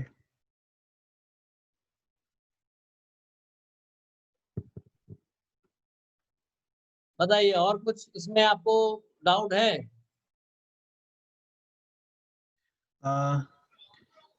नहीं सर, इसमें कोई डाउट नहीं है। हम्म। और किसी मेरे सहपाठी को डाउट है तो बताइए, योगेश भाई, इंदु भट्ट। जेसन नमस्ते सर। जी नमस्कार, मैं बंद करूँ अभी સર शेयरिंग? આપણે જે તમે હમણાં હા સર हाँ बोलो। આપે જે હમણાં બિબ્લિયોગ્રાફી દર્શાવી પેલી हाँ जी, અલગ અલગ એપી અને એમએલએ પદ્ધતિ અનુસાર, પણ આપણે જે ધારા એ તો ઇંગ્લિશમાં લખેલું હતું, પણ આપણે તમે મોટે એક ભાગે સંસ્કૃતના આ ગ્રંથની તો मैं तो અંતમાં એક જે મારું નામ હાજી પોતાનું છે એ મેં તમને નાખીને એક બિબ્લિયોગ્રાફી બતાવી હા ને, આ તમે જોઈ નહીં મને લાગે. હા આ જો કાલે હા રવિન્દ્ર જોઈ સૂર્યકાંત, સર. એટલે એ બંને હા સર. સપોર્ટ કરે છે ટૂંકમાં. હું આ ડેટા હા એન્ટ્રી હા કરવાનું હા મારું હા કારણ જ એ છે કે ભાઈ મેં સંસ્કૃતમાં નાખ્યું તો પછી હા હા ઇંગ્લિશમાં નથી લેતું એવું નથી, એ ઇંગ્લિશમાં પણ લેશે. હા હા એટલે હા નહીં સર, એટલે પણ આ તો તમારે તમે ઇંગ્લિશમાં દર્શાવ્યું. યુનિક કોડ સપોર્ટ છે, એટલે તમે યુનિક કોડમાં જ હા નાખજો. જી જી જી સર. બસ બીજો કઈ હોય તો કયો. પણ આ એટલે અત્યારે તો તમે ઇંગ્લિશમાં લખ્યું છે, હા પણ જી, ઘણીવાર મારો પ્રશ્ન એ છે કે સંસ્કૃત ગ્રંથની અંતમાં જે સંદર્ભ ગ્રંથ સૂચિ આપણને જોવા મળે છે, હા, તો એમાં ગ્રંથના કર્તા, ગ્રંથનું નામ, પછી જે તે ગ્રંથના સંપાદક હોય, પછી પ્રકાશન સ્થળ, પ્રકાશનનું વર્ષ હા. અને સાથે પૃષ્ઠ સંખ્યા, આટલું તો યોગ્ય જ છે ને સર રેફરન્સ આ માટે રહ્યું જે તમે રીતે આ જો આપણે કરીએ છીએ. અહીંયા તમે આવો, આ બુક હા સેક્શન છે, આ બુક સેક્શનમાં તમે શો ઓલ કરો એટલે શું છે, ટાઇટલ, આ ઓથર છે. હા હા ટાઇટલ એટલે શું આવે, હા હા આ ઇંગ્લિશમાં છે, એ તમારે એક વખત હા સમજી લેવું પડશે. જી યર છે, જી હા કયા વર્ષમાં, સિટી હા કયા હા સિટીમાં પબ્લિશ હા થયું, હા સ્ટેટ કયા હા સ્ટેટમાં છે, કન્ટ્રી કઈ છે, પબ્લિશર કોણ છે, એડિટર કોણ છે, હા વોલ્યુમ કોણ છે, હા કેટલા વોલ્યુમ છે હા ને હા બધી વસ્તુ. ટ્રાન્સલેટર હોય હા તો હા હા ટ્રાન્સલેટર, શોર્ટ ટાઇટલ, સ્ટાન્ડર્ડ હા નંબર, પેજીસ, એડિશન, કોમેન્ટ્સ, હા જે કઈ હા છે આ બધું આ હા બુક માટેનું છે. એવી રીતે તમે બુક હા હા હા સેક્શનમાં જશો તો એમાં પણ તમારું હા બદલાઈ જશે, એમાં થોડું ઘણું જી. બદલાઈ જશે. પછી જો તમે જર્નલમાં પણ આ આર્ટિકલમાં જશો, આર્ટિકલ તો જો હા એમાં હા ટાઇટલ, પિરિયોડિકલ નું ટાઇટલ, હા એટલે ટાઇટલ હા પિરિયોડિકલ નું હા શું છે, હા સિટી, યર, મંથ, હા કયા હા મંથમાં પબ્લિશ થયું, કયા દિવસમાં, કયા પેજીસમાં, એડિટર કોણ છે એનો, છે એનું પબ્લિશર, હા હા વોલ્યુમ, હા issue, short title, standard number, આ બધું જ. આ તો મેં ખાલી બુક એક્ઝામ્પલ જી માટે જી બતાવ્યું. હવે તમે આમાં તમે જી જી જશો જી ને, હવે સમજો હું તમને કહું આ હા વેબસાઇટ પર ગયા તો વેબસાઇટ ને અલગ આવશે, હા name of web page, name of website, એનો હા હા એડિટર કોણ છે, એને કોણે પ્રોડ્યુસ કર્યું, હા હા પ્રોડક્શન કંપની કઈ, યર, હા હા મંથ, કયા ડેટે તમે એક્સેસ કર્યું, હા તો યર ઓફ એક્સેસ, ડે હા ઓફ હા હા એક્સેસ, એની URL એટલે કે એને વેબ હા હા પેજ નો એનો જે સરનામું છે એ અહીંયા હા નાખવાનું છે, એનું વર્ઝન કયું હા છે, હા શોર્ટ ટાઇટલ, સ્ટાન્ડર્ડ, હા કોમેન્ટ્સ, આ બધું હા જ. એટલે તમે જેમ જેમ આ ઓપ્શન જોશો ને, સમજો હા ઇલેક્ટ્રોનિક સર સોર્સિસ છે તો એમાં પૂછશે તમને હા કયું છે બધું, હા હા ટાઇટલ, હા હા પબ્લિકેશન, જી જી જી જી જી હા, જી એટલે આ બધું ઓકે એમાં આવશે. હા હું તમારે સર એક વખત તમે આ બધી સ્ક્રીન શેર ડિટેલ એ કરી પ્રમાણે શકું હું? નાખવી પડશે. હા હાજી હાજી હું હમ સ્ક્રીન શેર કરી શકું સર હા હા બિલકુલ કરો, 1 મિનિટ હું મારો આમાં? બંધ કરી દઉં. હા કરો. જી તો હું એક તમને એક દેખાડું, મેં હમણાં એક મારી ટ્રાય કરી, હાજી જસ્ટ હાજી, સંસ્કૃતમાં મેં કહ્યું એ પ્રમાણે, વેરી ગુડ એટલે તમે સરસ. એકવાર જો ટ્રાય કરશો ને તો કોન્ફિડન્સ એ તો વધશે. આમાં હા શેર કરો, શેર નથી કરી શકતો આમાં સર, હું सर ચેટમાં आप તમને इन्हें મોકલું? कोस्ट बनाए दो, નહીં નહીં, શેર ત્યારે કરી शेयर શકો कर છો. सकते सर आपको લો उन्हें कोस्ट बनाना होगा। ના મેં આપ્યું, કરો હવે, મેં પરમિશન આપી એમને. હાજી હા સર કરી? હા એક મિનિટ, મીટિંગ સેટિંગમાં જઈને કરવું પડશે કે? નહીં નહીં, મેં મલ્ટિપલ એકની સાથે એડવાન્સ શેરિંગ, 1 મિનિટ ઉભા રહો. હા હવે થયું સર, થયું ને? હા થવું જોઈએ, કારણ કે પરમિશન આપી હા એટલે થયું. થાય જ. હા હા સર અંદાજી કઈ મારી પ્રોબ્લેમ? સ્ક્રીન દેખાય છે? नहीं હા नहीं नहीं, દેખાયું દેખાયું. મોબાઈલ માંથી કરો સર છો? દેખાય છે હા દેખાયું. સ્ક્રીન? હા હા આ મોબાઈલ માંથી? हाँ देखा है હા હા તો દેખાય છે. આમાં જો ધારો કે પરિભાષણ તો શેખર ગ્રંથ છે, એનું બોલ્ડ કરું છું, it is the name of book. Hmm. તો એ કોના દ્વારા છે? એક જ મિનિટ સર. नागेश भट्टकृत। નાગેશ ભટ્ટ જો દ્વારા રચિત પરિભાષેન્દુ શેખર, એક મિનિટ સાંભળી લો મારી વાત. સંસ્કૃતમાં જે મૂળ લેખક હોય એ લેખક તરીકે લેવાના હોય છે. હા હા સાંભળી લીધું? એટલે આમાં મૂળ હા લેખક હા નાગેશ ભટ્ટ છે, એમની કૃતિ છે, એટલે નાગેશ જી ભટ્ટ એ મૂળ લેખક છે. જી સમજ્યા તમે? હાજી હા.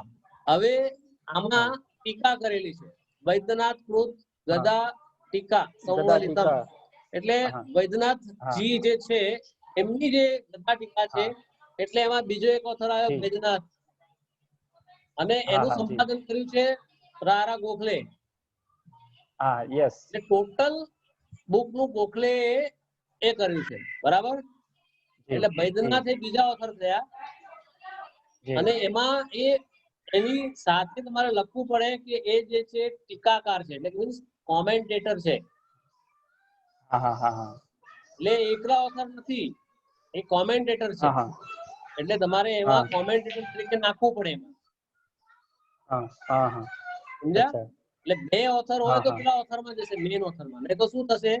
હા હા બીજામાં લઈ હા હા લેવાનું, સંપાદક જે છે ને સંપાદકમાં લઈ લેવાનું, અને સંપાદકની અંદર હા હા બીજી પ્લસ કરી હા દેવાની સાઇન. પ્લસ સાઇન કરીને હું બતાવું તમને હા એમાં. પ્લસ સાઇન કરીને હા હા આની હા હા ટીકાકાર કોમેન્ટેટરની હા એન્ટ્રી અલગ કરવાની. હા હા હા ઓકે? હા અચ્છા પણ સર આ જે અત્યારે જે મેં પદ્ધતિ પ્રમાણે લખ્યું છે આપણે ફૂટનોટ આપવા માટે, એ તો યોગ્ય છે ને સંસ્કૃત ભાષામાં? નહીં નહીં નહીં, ના આ તો તમે ટાઇટલ આખું ઉઠાયું તમે. આમાં તમારે અલગ અલગ કરવું પડે. એક તો શું કરવું પડે, નાગેશ ભટ્ટ એટલે ભટ્ટ નાગેશ એમ લખવું પડે પહેલી વાત, હા હા બરાબર છે?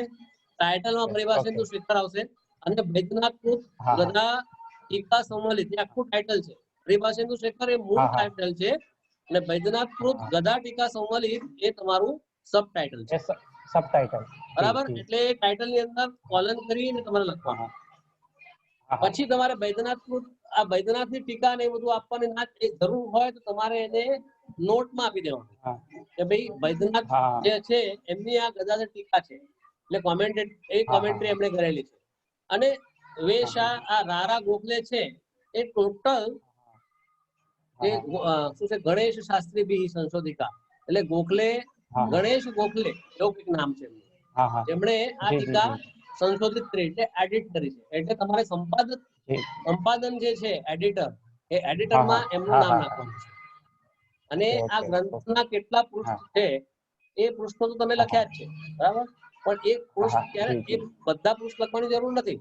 તમે કયા જી રેફરન્સમાં કયા નંબરનું પૃષ્ઠ એમાંથી લીધું છે, માનો કે 72 હા પૃષ્ઠો છે એના, તો તમે જ્યારે પૃષ્ઠ લો તો ઇંગ્લિશમાં એને પીપી એમ લખવાનું હોય અને આમાં તમે કયું પૃષ્ઠ લો છે ને એ ખાલી પ્રૂ લખવાનું. પ્રૂ. કન્ફર્મ થઈ હા, ગયું એટલે મારો સર ક્લિયર? પ્રશ્ન આપ કન્ફર્મ થઈ ગયું, પણ એક પ્રશ્ન એ છે સર, આપણે જ્યારે દરેક થીસીસમાં 1 2 3 તરીકે જ્યારે ફૂટનોટ આપીએ ત્યારે પદ્ધતિ તો આ જ રાખીને સંસ્કૃતમાં નીચે લખવાની. સાહેબ તમારે ફૂટનોટ તો ખરેખર આપવાની ન જ હોય. ફૂટનોટ તમારે આપવાની ન જ હોય. તમારે પાછળ રેફરન્સ તરીકે જ એને આપવાનું હોય. ફૂટનોટ તો શેના માટે છે કે તમારા ગ્રંથના પેજ પર કોઈક એવી વસ્તુ છે કે જે તમારે વધારે સારી રીતે તમારે સમજાવી છે તમારા વાચકોને, તો ફૂટનોટ એના માટે હોય છે. ફૂટનોટ રેફરન્સ માટે આપણે વાપરીએ છીએ અલગ છે, પણ એ ન વાપરવી જોઈએ એવું મારું મંતવ્ય છે. પણ તમે પછી તમારા ગાઈડને કન્સલ્ટ કરી અને તમે જે કઈ યોગ્ય લાગે એ તમે કરી શકો. જો હું તમને એ ગાડી મારું બતાવું તમને આમાં, તો આમાં જો તમારે બુક્સમાં જશો ને અહીંયાથી બુક્સમાં ગયા એટલે જો અહીંયા એડિટર છે, જોયું આ એડિટર છે.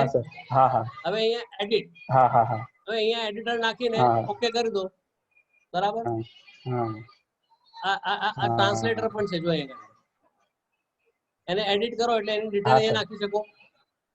અને અહીંયા નાખશો ને એટલે બીજી એડ કરવાનું પણ કહેશે, બીજી કોઈ એડ કરવાના છે બીજાને, એવી રીતે. અને કોમેન્ટ્સમાં તમે લખી શકો જે કે તમારે કોમેન્ટ્સમાં લખવું હોય. એના ટોટલ પેજીસ છે, પણ આ પેજીસ તમારે કયા પેજીસ તમારે વાપર્યા ને, તમે કયા પેજીસ પર તમારો રેફરન્સ લીધો ને એ પેજીસ અહીંયા તમારે આપવાના છે ખરેખર. બરાબર, ખ્યાલ આવ્યો? એટલે મોટા ભાગે સર હમણાં તમે કીધું કે ફૂટનોટ આપવાની ના હોય, પરંતુ જે થીસીસ હમણાં અમે જે સંસ્થાન એટલે કે અત્યારે સંકલ્પ સંસ્કૃત યુનિવર્સિટી છે એના લેટેસ્ટ અમે જોઈએ ને હમણાં શોધગંગા ઉપરથી, તો એ લોકો આ પ્રકારની જ પદ્ધતિ મોસ્ટલી બધાએ ફોલો કરેલી છે. એટલે તમે જો રેફરન્સ તરીકે પાછળ ચેપ્ટરની પાછળ પણ આ જ પ્રકારે આપી શકો, પણ બેસ્ટ વસ્તુ શું છે કે તમે ચેપ્ટરની પાછળ જે ઇન્ટરનેશનલ સ્ટાન્ડર્ડ હમણાં બધી ચાલે છે એ પ્રમાણે જો તમે ચાલો એ વધારે યોગ્ય છે. કારણ કે આ તમારા બધા થીસીસ આગળ જતા શોધગંગામાં અપલોડ થઈ રહ્યા છે. અને હું હમણાં ધીરે ધીરે કરીને આપણા જેટલા પણ પીએચડી ના સ્કોલર્સોએ સબમિટ કરેલા છે પીએચડી થીસીસ બધા શોધગંગામાં અપલોડ કરું છું. અત્યાર સુધી 12 થઈ ગયા છે અને 10 ઓલરેડી અપલોડ કરી ચૂક્યો છું. એ ટૂંક સમયમાં એ લોકો મર્જ કરીને તમને દેખાશે. એટલે તમારે આપણા થીસીસ જોવા હોય આપણા વિદ્યાર્થીઓના, એ તમને શોધગંગાની વેબસાઇટ પર 12 થીસીસ હમણાં હવે ઉપલબ્ધ છે, તમે જોઈ શકશો. મેં અત્યારે લેટેસ્ટ છેલ્લે જોયું તો ત્યારે 3 હતા. હા 3 હતા ને, હવે 12 થયા છે અને ઓલરેડી 10 બીજા ચડાવી ચૂક્યો છું. એટલે એ તમારે બધા જોવા મળશે, જોઈ લેશું. પણ એમાં શું થશે કે કાલે ઉઠીને કોઈ ક્વેશ્ચન કરે આપણા થીસીસમાં કે આવું કેમ કર્યું, તો આપણે જવાબ આપવો પડે ને. ઇન્ટરેસ્ટ ને આ સાચી જે સમજણ છે એ તમને આપી. આના સિવાય જો તમારા ગાઈડ કહેતા કે ના ફૂટનોટ જ આપો, તો તમારે બહુ સ્પષ્ટ રીતે એક સ્ટાઇલ પકડી રાખવી પડશે. કોઈ પણ એક સ્ટાઇલ તમારે કોઈ બી નક્કી કરી, તમારી પોતાની પણ તમે નક્કી કરી શકશો.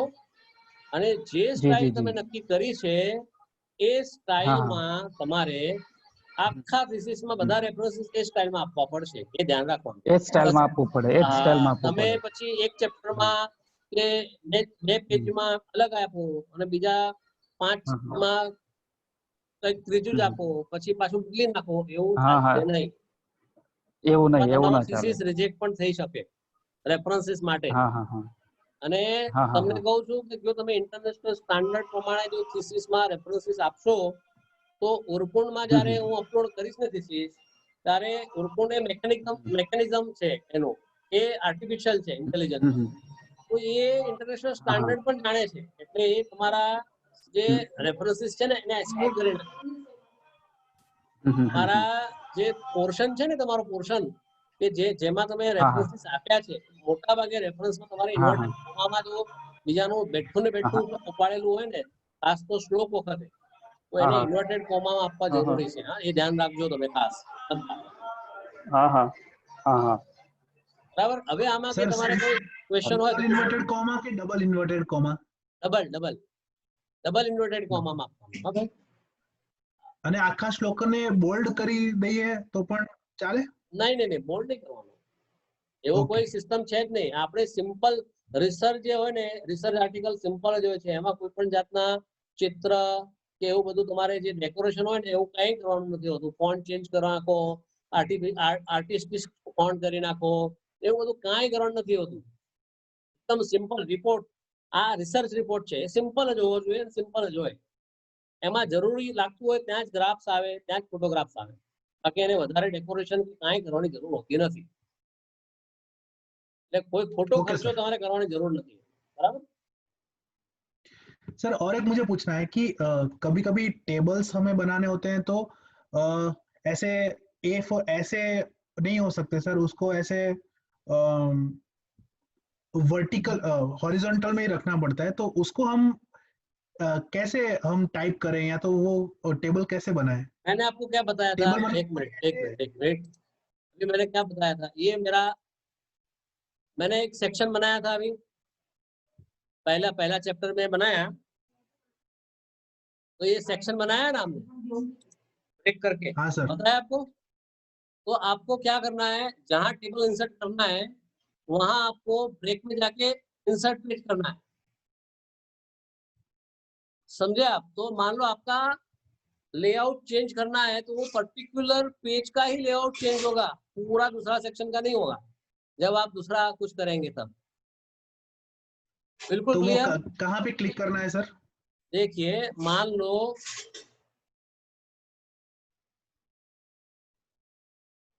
लो ये चैप्टर 2 है, नंबर 3 में यहाँ को टेबल डालना है मुझे, ठीक है? यहाँ टेबल डालना है। हाँ सर। बीच में डालना होता है ना टेबल, वो तो पूरा खा जाएगा ना ये टेबल का, है ना? टेबल खा जाएगा। हाँ।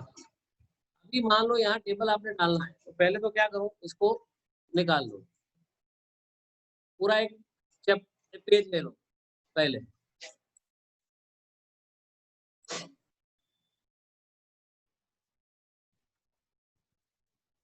दस नंबर आया, ये कहाँ पे गए थे हम?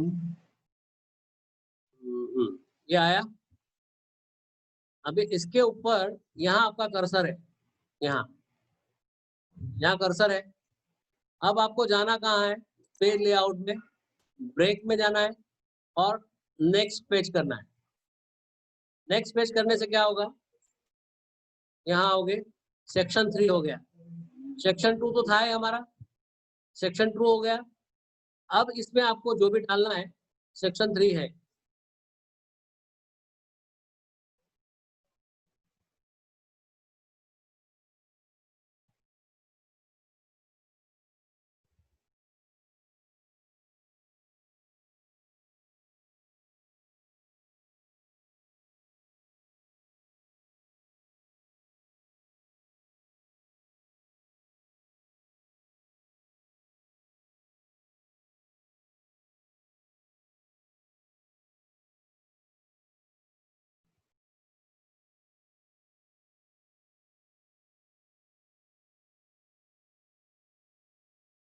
यहाँ हेडर सेक्शन 1 लिख रहा है,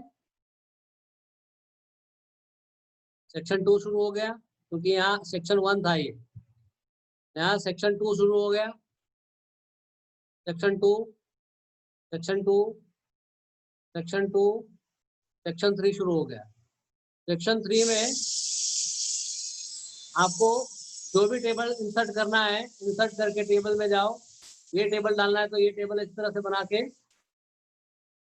बना दो पूरा।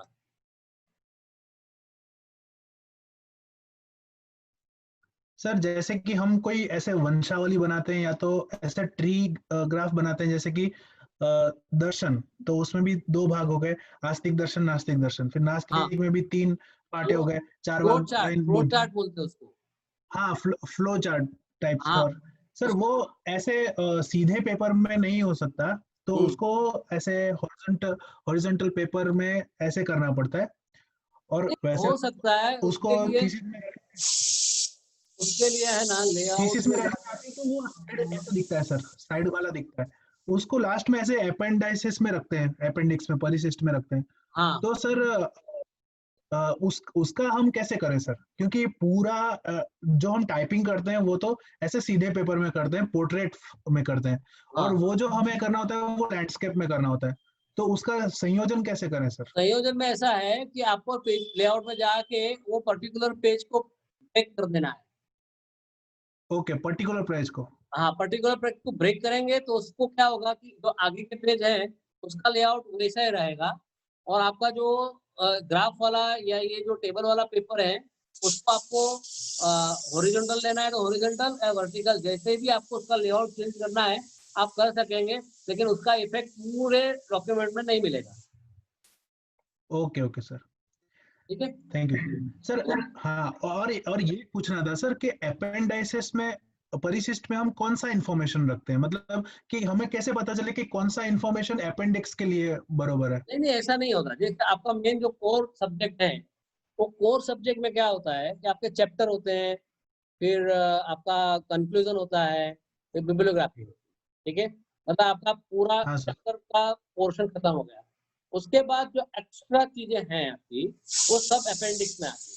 जैसे अपेंडिक्स 1 तो आपकी क्वेश्चनरी होंगी, वो ले सकते हैं।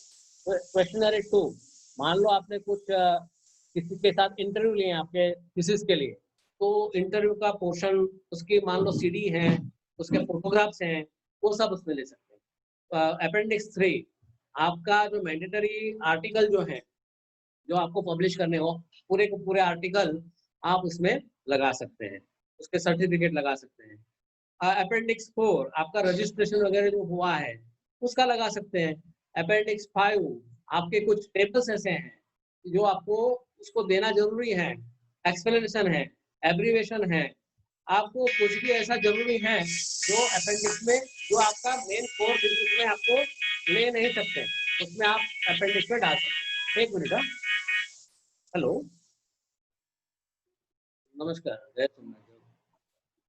હું થોડી વાર પછી તમને ફોન કરું, મારે ઓનલાઈન હમણાં એક લેક્ચર ચાલે છે। નહીં નહીં વાંધો નહીં, હું તમને એક આ લેક્ચર પતે એટલે તમને તરત ફોન કરું હા। ઓકે ઓકે ઓકે જય સોમનાથ। तो ये बात समझ में आ गई आपको? और कोई डाउट यस तो सर, बताइए।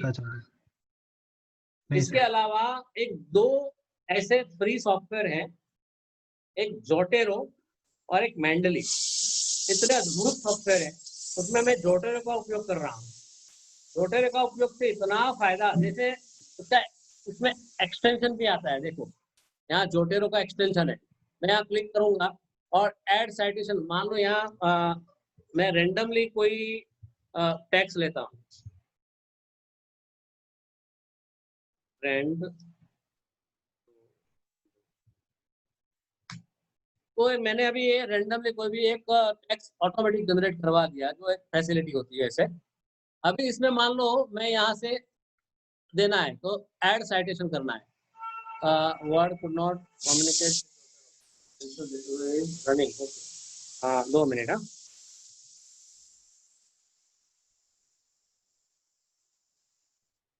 क्या जोटेरो का उपयोग करने में इंटरनेट की जरूरत होती है? नहीं, हम ऑफलाइन भी कर सकते हैं, लेकिन आपके पास जो कोई मान लो इंफॉर्मेशन है या कोई डॉक्यूमेंट आपने डाउनलोड किए हैं, तो उसको जोटोरो में डालोगे तो जोटोरो क्या करेगा, उसका बिब्लियोग्राफिकल डिटेल ऑटोमेटिक कलेक्ट करके आपके सॉफ्टवेयर में दिखा देगा। आपको टाइप करने की जरूरत नहीं, मैं दिखा देता हूँ ऑन करके।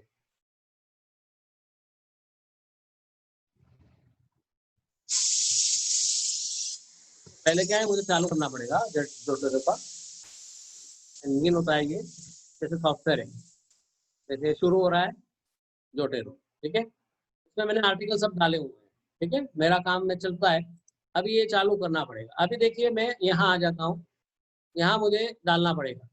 तो मैंने ऑफलाइन में जितने भी आर्टिकल डाउनलोड किए हैं, उसमें से कोई भी एक आर्टिकल का रेफरेंस मुझे देना है। आप सुन रहे हैं? हेलो हेलो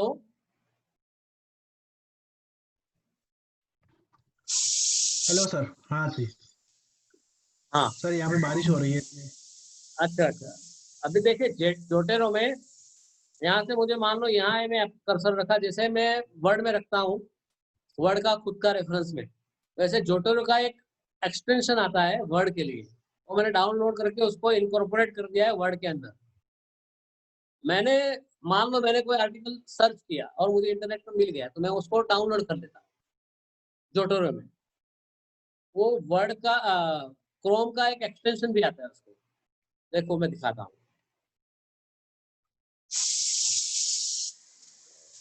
जोटेरो का दिख रहा है यहाँ, जोटेरो। हाँ सर, हाँ दिख रहा क्लिक है, करूंगा, ऊपर है। पे क्लिक करूंगा मैं, तो कुछ भी आर्टिकल है उसको मैं ऑफलाइनली मेरे कंप्यूटर में सेव कर पाऊंगा। और जहां भी मुझे उसको सेव करना है जोटोरो में, मान लो जोटोरो में मैंने फोल्डर बनाया है, वो कोई पर्टिकुलर फोल्डर में डाउनलोड करना है तो मैं वहां भी कर सकता हूँ। इसकी ऐसी फैसिलिटी होती है। अभी देखो, इसमें मैंने कोई आर्टिकल मुझे रेफरेंस देना है, तो मैं यहाँ से एक मिनट यहाँ देता हूँ गैलरी से। यहाँ एक रेफरेंस देना है, मान लो मैंने ये स्टाइल है, साइटेशन स्टाइल। मैंने आपको बता रहा था ना कि मैंने स्टाइल, देखो इसमें कितने स्टाइल है। देखो ये आई जो है ना, मैं बता रहा था, मैं यहाँ IEEE स्टाइल का उसमें नहीं है, इसमें है। देखो आई स्टाइल सिलेक्ट कर ली मैंने, ठीक है, ओके कर दिया। अभी मैंने यहाँ कोई एक आर्टिकल ऐड करता हूँ। अभी सर वो आपने आर्टिकल, IEEE स्टाइल कहाँ से ऐड किया, पता नहीं चला, नहीं ये दिखा नहीं। जोटेरो का है। जोटेरो में ये साइटेशन स्टाइल दिख रही है, देखिए आपको दिख रही है जोटेरो में ये साइटेशन हाँ स्टाइल है। जोटेरो खुला है, वैसा दिख रहा है। इसमें IEEE ऐड ऑलरेडी दी एडिट हुई साइटेशन, दिख रहा है। नहीं सर IEEE नहीं दिख रहा। ये मैं अभी मेरा ये कर्सर देखो, हाँ कर्सर दिख रहा है देख, सर। हाँ IEEE दिख रहा, सिलेक्ट हुआ है। नहीं सर कर्सर दिख रहा है लेकिन IEEE नहीं दिखा। तो ये क्यों नहीं दिख रहा है, एक मिनट। अभी एक पॉपअप विंडो दिखा आपको, नहीं दिखा सर। तो ये प्रॉब्लम वाला है। ये शायद सपोर्ट नहीं करता हो, ऐसा हो सकता है। लेकिन ये अ, जो है, ऐसा हो ऐसा हो सकता है कि मेरे में जोटेरो नहीं है इसलिए मुझे नहीं दिख रहा। नहीं नहीं ऐसा नहीं होता है। और ये हो गया। अभी ऐड साइटेशन, अभी यहाँ मुझे साइटेशन देना है। अभी दिख रहा है कुछ जेड करके, नहीं दिख रहा सर। मेरा कर्सर जो घूम रहा है वहां कुछ दिख रहा है आपको? सिर्फ आपका कर्सर घूम रहा है उतना ही दिख रहा है, ओ, कर्सर के आजू तो बाजू ये कुछ जोटेरो नहीं। वाला बहुत जेड, होशियार है। आपको मतलब मैं स्क्रीन में आपको दिखाना चाहता हूँ, फिर भी वो दिख नहीं रहा है। ऐसा क्यों हो रहा है पता नहीं, लेकिन ऐसा नहीं होना चाहिए। शायद दूसरों को दिखता होगा। योगेश भाई, इंदु योगेश भट्ट, भाई को किसी को पूछो। दिख रहा है क्या? योगेश भाई, नहीं दिख रहा है, नहीं दिख रहा है नहीं ना? दिख रहा है सर। जी जी। अच्छा किसी को नहीं दिख रहा। देखो इन्फॉर्मेशन, ये मैं क्लिक कर दिया अभी, देखिए यहाँ साइटेशन आ गया, देखो ये तो दिख रहा है ना, जी सर, साइटेशन दिख रहा है। जी सर दिख रहा है। जी सर दिख रहा है सर। तो जोटेरो में से भी इस तरह से हम, हमारे PDF होता है ना, वो PDF में से डायरेक्टली, ये जोटेरो में खोल रहा हूँ, आपको ये दिख रहा है या दिखिए मुझे बताइए। नहीं नहीं दिख रहा सर। एक मिनट। आप जोटेरो का कैसे उपयोग कर रहे हैं हमें कुछ दिखाई नहीं पड़ रहा सर। हाँ अभी देखो एक नंबर दिख रहा है। हाँ एक नंबर दिख रहा है। अभी ये जो जी एक सर, नंबर है ना, ये IEEE जो मैंने बताया उसमें इस तरह से आ जाता है एक नंबर। फिर मान लो यहाँ मैंने एक लिया हाँ कर्सर, और मैं जोटेरो में से वापस इंसर्ट करवाता हूँ ऐड आर्टिकल, तो उसमें दूसरा एक आर्टिकल में लेता हूँ और वो एंटर मारता हूँ। अरे कहाँ है?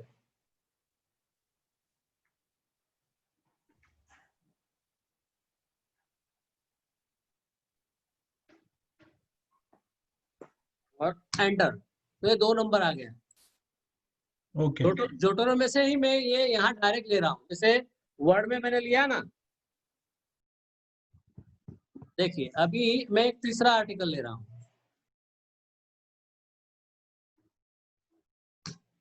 अभी ये III, ये 2 ही नंबर आया। एक मिनट, सेम ले लिया मैंने।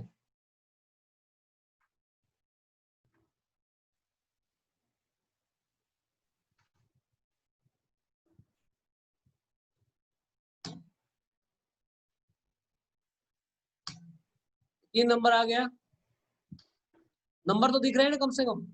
ओके, हाँ नंबर दिख रहा है सर। हाँ हाँ, ओके ओके।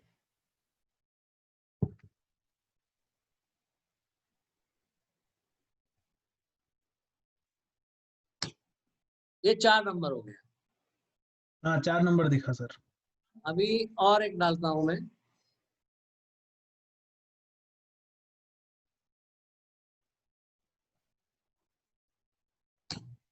ये 5 नंबर आ गया, ठीक है। अभी मुझे, हाँ हाँ दिख रहा है हाँ सर। अभी देखिए, अभी मैं यहाँ रेफरेंसेस डाल रहा हूँ,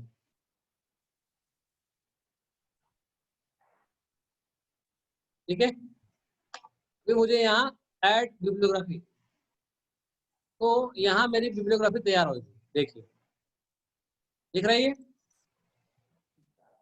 बिब्लियोग्राफी दिख रही है आपको? हाँ सर। हाँ सर हाँ सर हाँ सर। हाँ, तो अभी देखिए यहाँ मैंने जो 1 2 3 4 5 नंबर ऑटोमेटिक IEEE के हिसाब से साइटेशन API स्टाइल, तो जो स्टाइल होती है ना साइटेशन की, वो स्टाइल के हिसाब से 1 हाँ 2 सर 3 4 IEEE में आ गया ऑटोमेटिक, और वही स्टाइल में यहाँ उन्होंने बिब्लियोग्राफी बना दी। अभी मान लो मुझे ओके ये ओके। स्टाइल चेंज करनी है, तो मैं यहाँ से क्लिक करूंगा और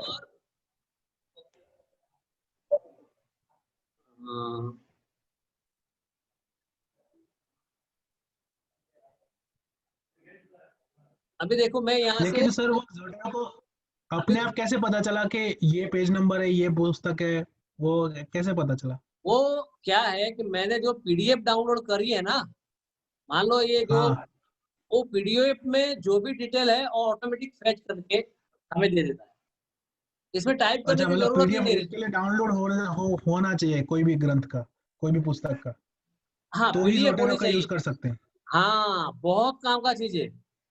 मैं आपको इसका ऐसा लगे ना तो एक दिन इसका जोटने का भी ले लूंगा मैं। अभी मान लो अमेरिकन जो APA स्टाइल है 7th एडिशन, वो मैं सिलेक्ट करता हूँ। अभी IEEE साइट में 1 2 3 4 5 है। अभी जैसे मैं अमेरिकन API स्टाइल सिलेक्ट करता हूँ ना, तो ओके करूंगा मैं, ओके, पूरी स्टाइल चेंज हो गई। देखिए यहाँ देखो, इंसर्ट टेप हाँ सर। अशोक भाई भट्ट हो गया, चोपड़ा, वो 1 2 हाँ 3 4 की जगह पे API स्टाइल आ गई, और API स्टाइल के हिसाब से अल्फाबेटिकली रेफरेंस भी चेंज हो गए।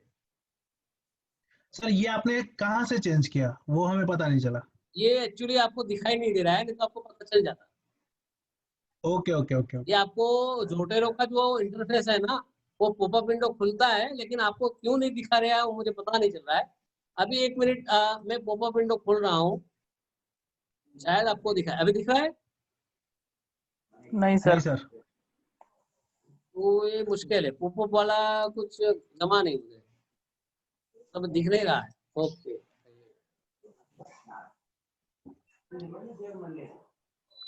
तो ये तो समझ में आ गया ना आपको कि किस तरह से मैंने ये बनाए reference yes sir yes sir. Zotero में इस तरह से। अभी मान लो इसमें मुझे कोई स्टाइल चेंज करनी है, अभी भी जो स्टाइल चाहे वो मैं इसे चेंज कर सकता हूँ।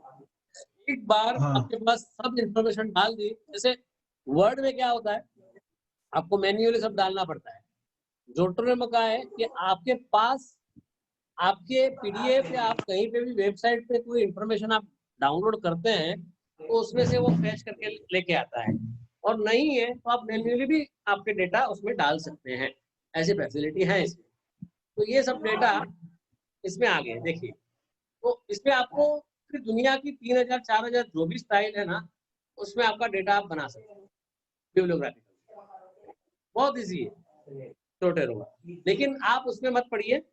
आप आपका जो वर्ड का एकदम इजी मैंने जो बताया ना, क्योंकि क्या है संस्कृत में सब PDF अवेलेबल नहीं होती, तो PDF नहीं अवेलेबल होगी तो उसका बिब्लियोग्राफिकल डेटा फैच ही नहीं हो पाएगा। आपको वैसे भी मैन्युअल डालना है, तो उससे बढ़िया है वर्ड, बढ़िया है, वर्ड में ही डाल दीजिए।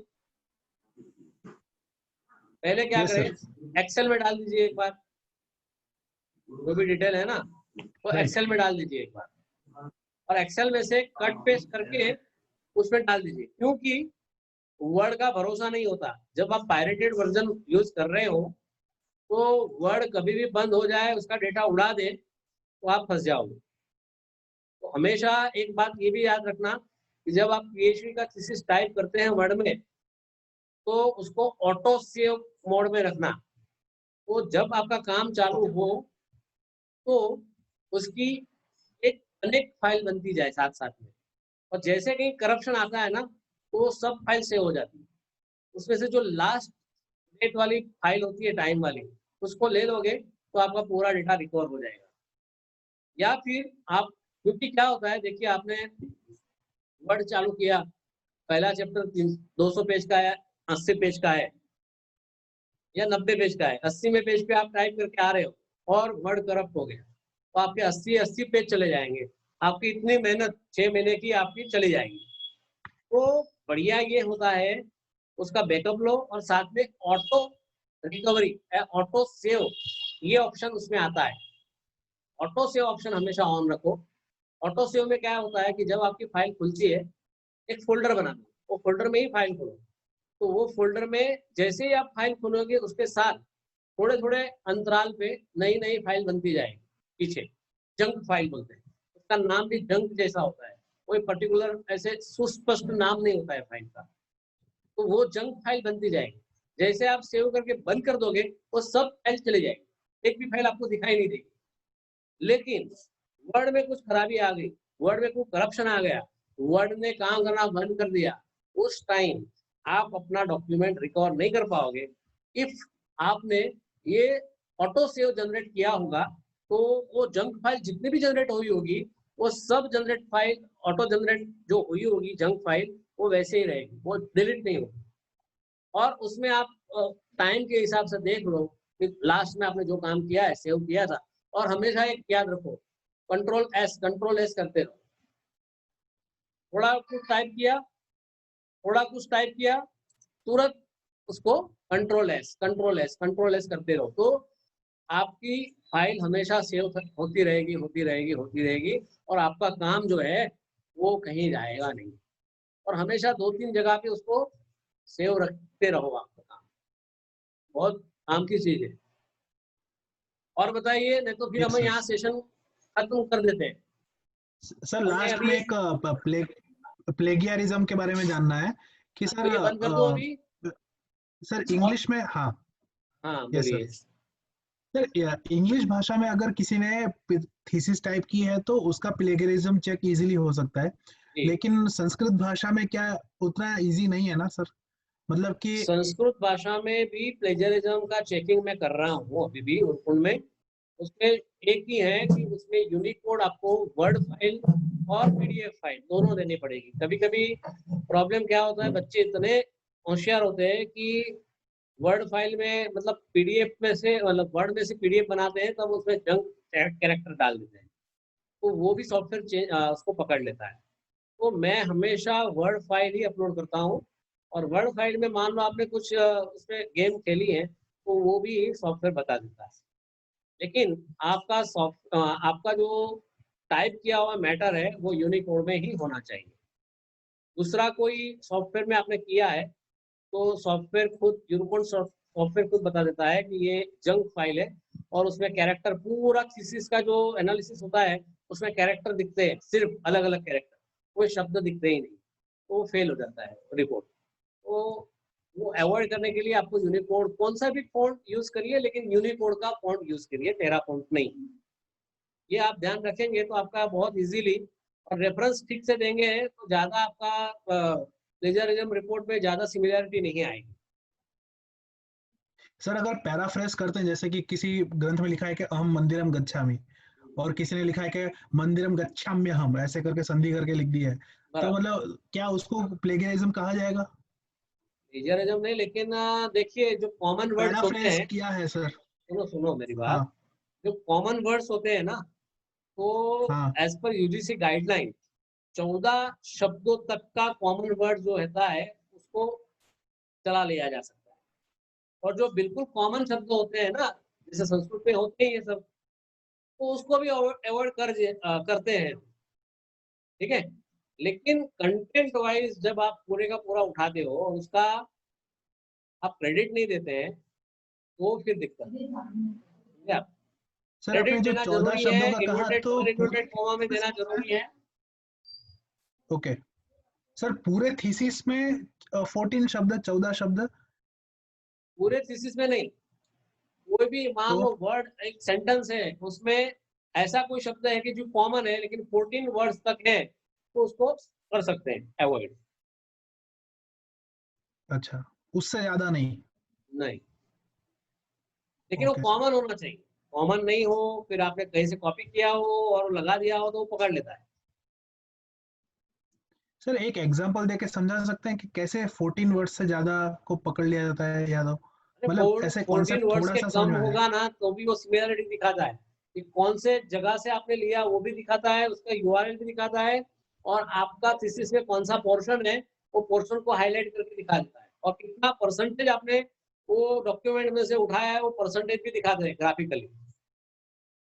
अच्छा, ऐसा होता है। मतलब वो जो ओरिजिनल सोर्स है वो भी संस्कृत भाषा में ही कोई होना चाहिए, पीरियडिकल या तो जर्नल, ऐसा? नहीं नहीं, ऐसा कुछ जरूरी नहीं है, आपने कहीं से भी उठाया है वो सोर्स हाँ, उसको पता चलता है तो आपको दिखा देता है कि यहाँ से उठाया है। मतलब और वो उनके पास पर्टिकुलर, इतना सब स्टॉक होगा तभी। हाँ है उनके पास डेटाबेस। अभी देखो पूरी इंडिया के जितने भी डिपार्टमेंट हैं, जितने भी संस्कृत यूनिवर्सिटीज हैं, सब उसमें अभी अपलोड कर रही है पीछे पीएचडी थीसिस, डिसर्टेशन, ये सब अपलोड हो रहा है। तो उससे क्या होगा कि उनका कॉर्पस आर्काइव बढ़ता जाएगा और जैसे जैसे आर्काइव बढ़ता जाएगा वो आपका जो थीसिस का जो कंटेंट है उसको मैच करता जाएगा, वो कितनी सिमिलरिटी है वो बताता जाएगा आपको। Okay sir. सर लेकिन इसमें एक प्रॉब्लम हो सकता है कि सपोज हमें पता नहीं है कि हमारे थीसिस के टाइटल जैसा ही किसी और ने पहले लिखा था और हमने 3 साल तक अपने हिसाब से प्रामाणिक हिसाब से रिसर्च किया और लास्ट में पता चला कि उसके थीसिस जैसा आ गया, तो सर ये एक प्रॉब्लम हो सकता है। प्रॉब्लम हो सकता है, इसलिए जब आप थीसिस शुरू करो लिखने का या टॉपिक सिलेक्ट करो, तब मैंने शुरुआत में मैंने जब लेक्चर लिया आपका तब बताया था कि आप सब जगह पे चेक करो। शोध गंगा लाने की जरूरत इसलिए ही पड़ी कि डुप्लीकेशन अवॉइड कर सके हम। हर एक पीएचडी का थीसिस शोध गंगा पे अवेलेबल हो, उससे आपको सहायता मिलेगी कि किस तरह का टॉपिक सिलेक्ट किया है, उसमें क्या है। बाकी फुल टेक्स्ट थीसिस कभी मिलता था क्या आपको?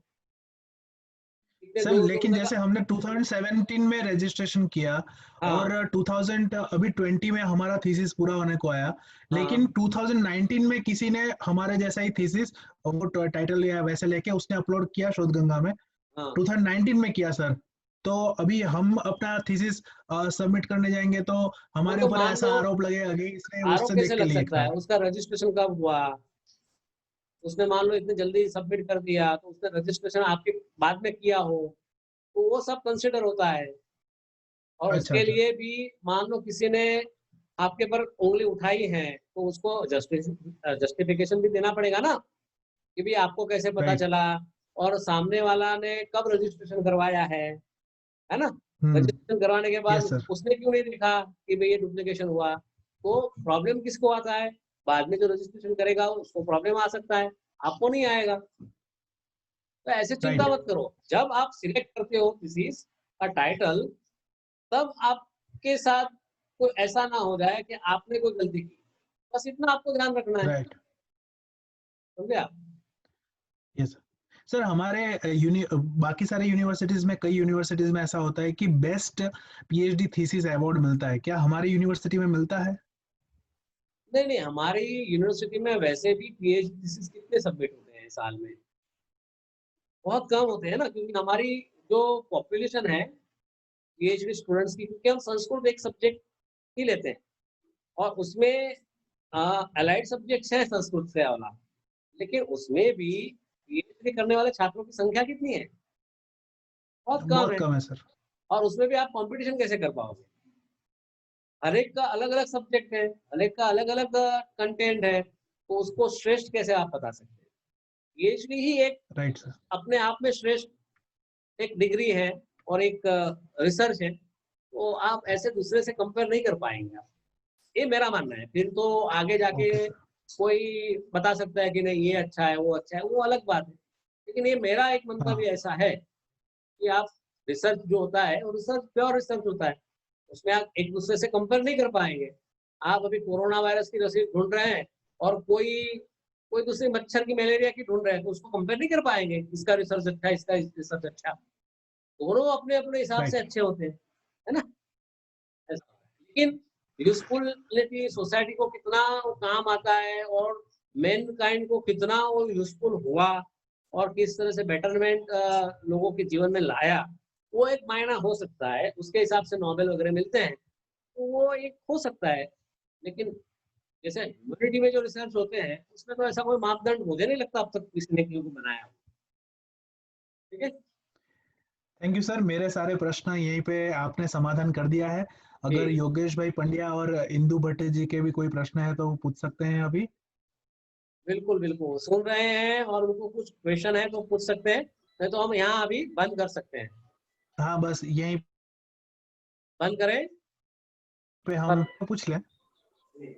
પૂછવું નથી સાહેબનો રવિન્દ્ર સરનો ખૂબ ખૂબ આભાર કે તમે આભાર તો છે જ। हाँ યુનિવર્સિટીના કાર્યમાં આટલી વ્યસ્તતા વચ્ચે પણ અમારા માટે આટલો સમય કાઢ્યો એ બદલ हाँ આપને ખૂબ ખૂબ નમસ્કાર સહિત ધન્યવાદ પાઠવીએ છીએ। જી, નમસ્કાર। અને આ જે આપણો વિડીયો હમણાં હું સેવ કરીને તમને મોકલી આપીશ, તો એ તમારા હા સર, મિત્રોને પણ આવા કોઈ ક્વેશ્ચન પડતા હોય અને આગળ પણ જો કોઈ જી પણ જી પડે, તો બિલકુલ મારો જી તમે કોન્ટેક્ટ કરી શકશો અને આ તમે શેર કરજો। જી સર, હું હમણાં રેકોર્ડિંગ હવે બંધ કરું છું। જી ઓકે?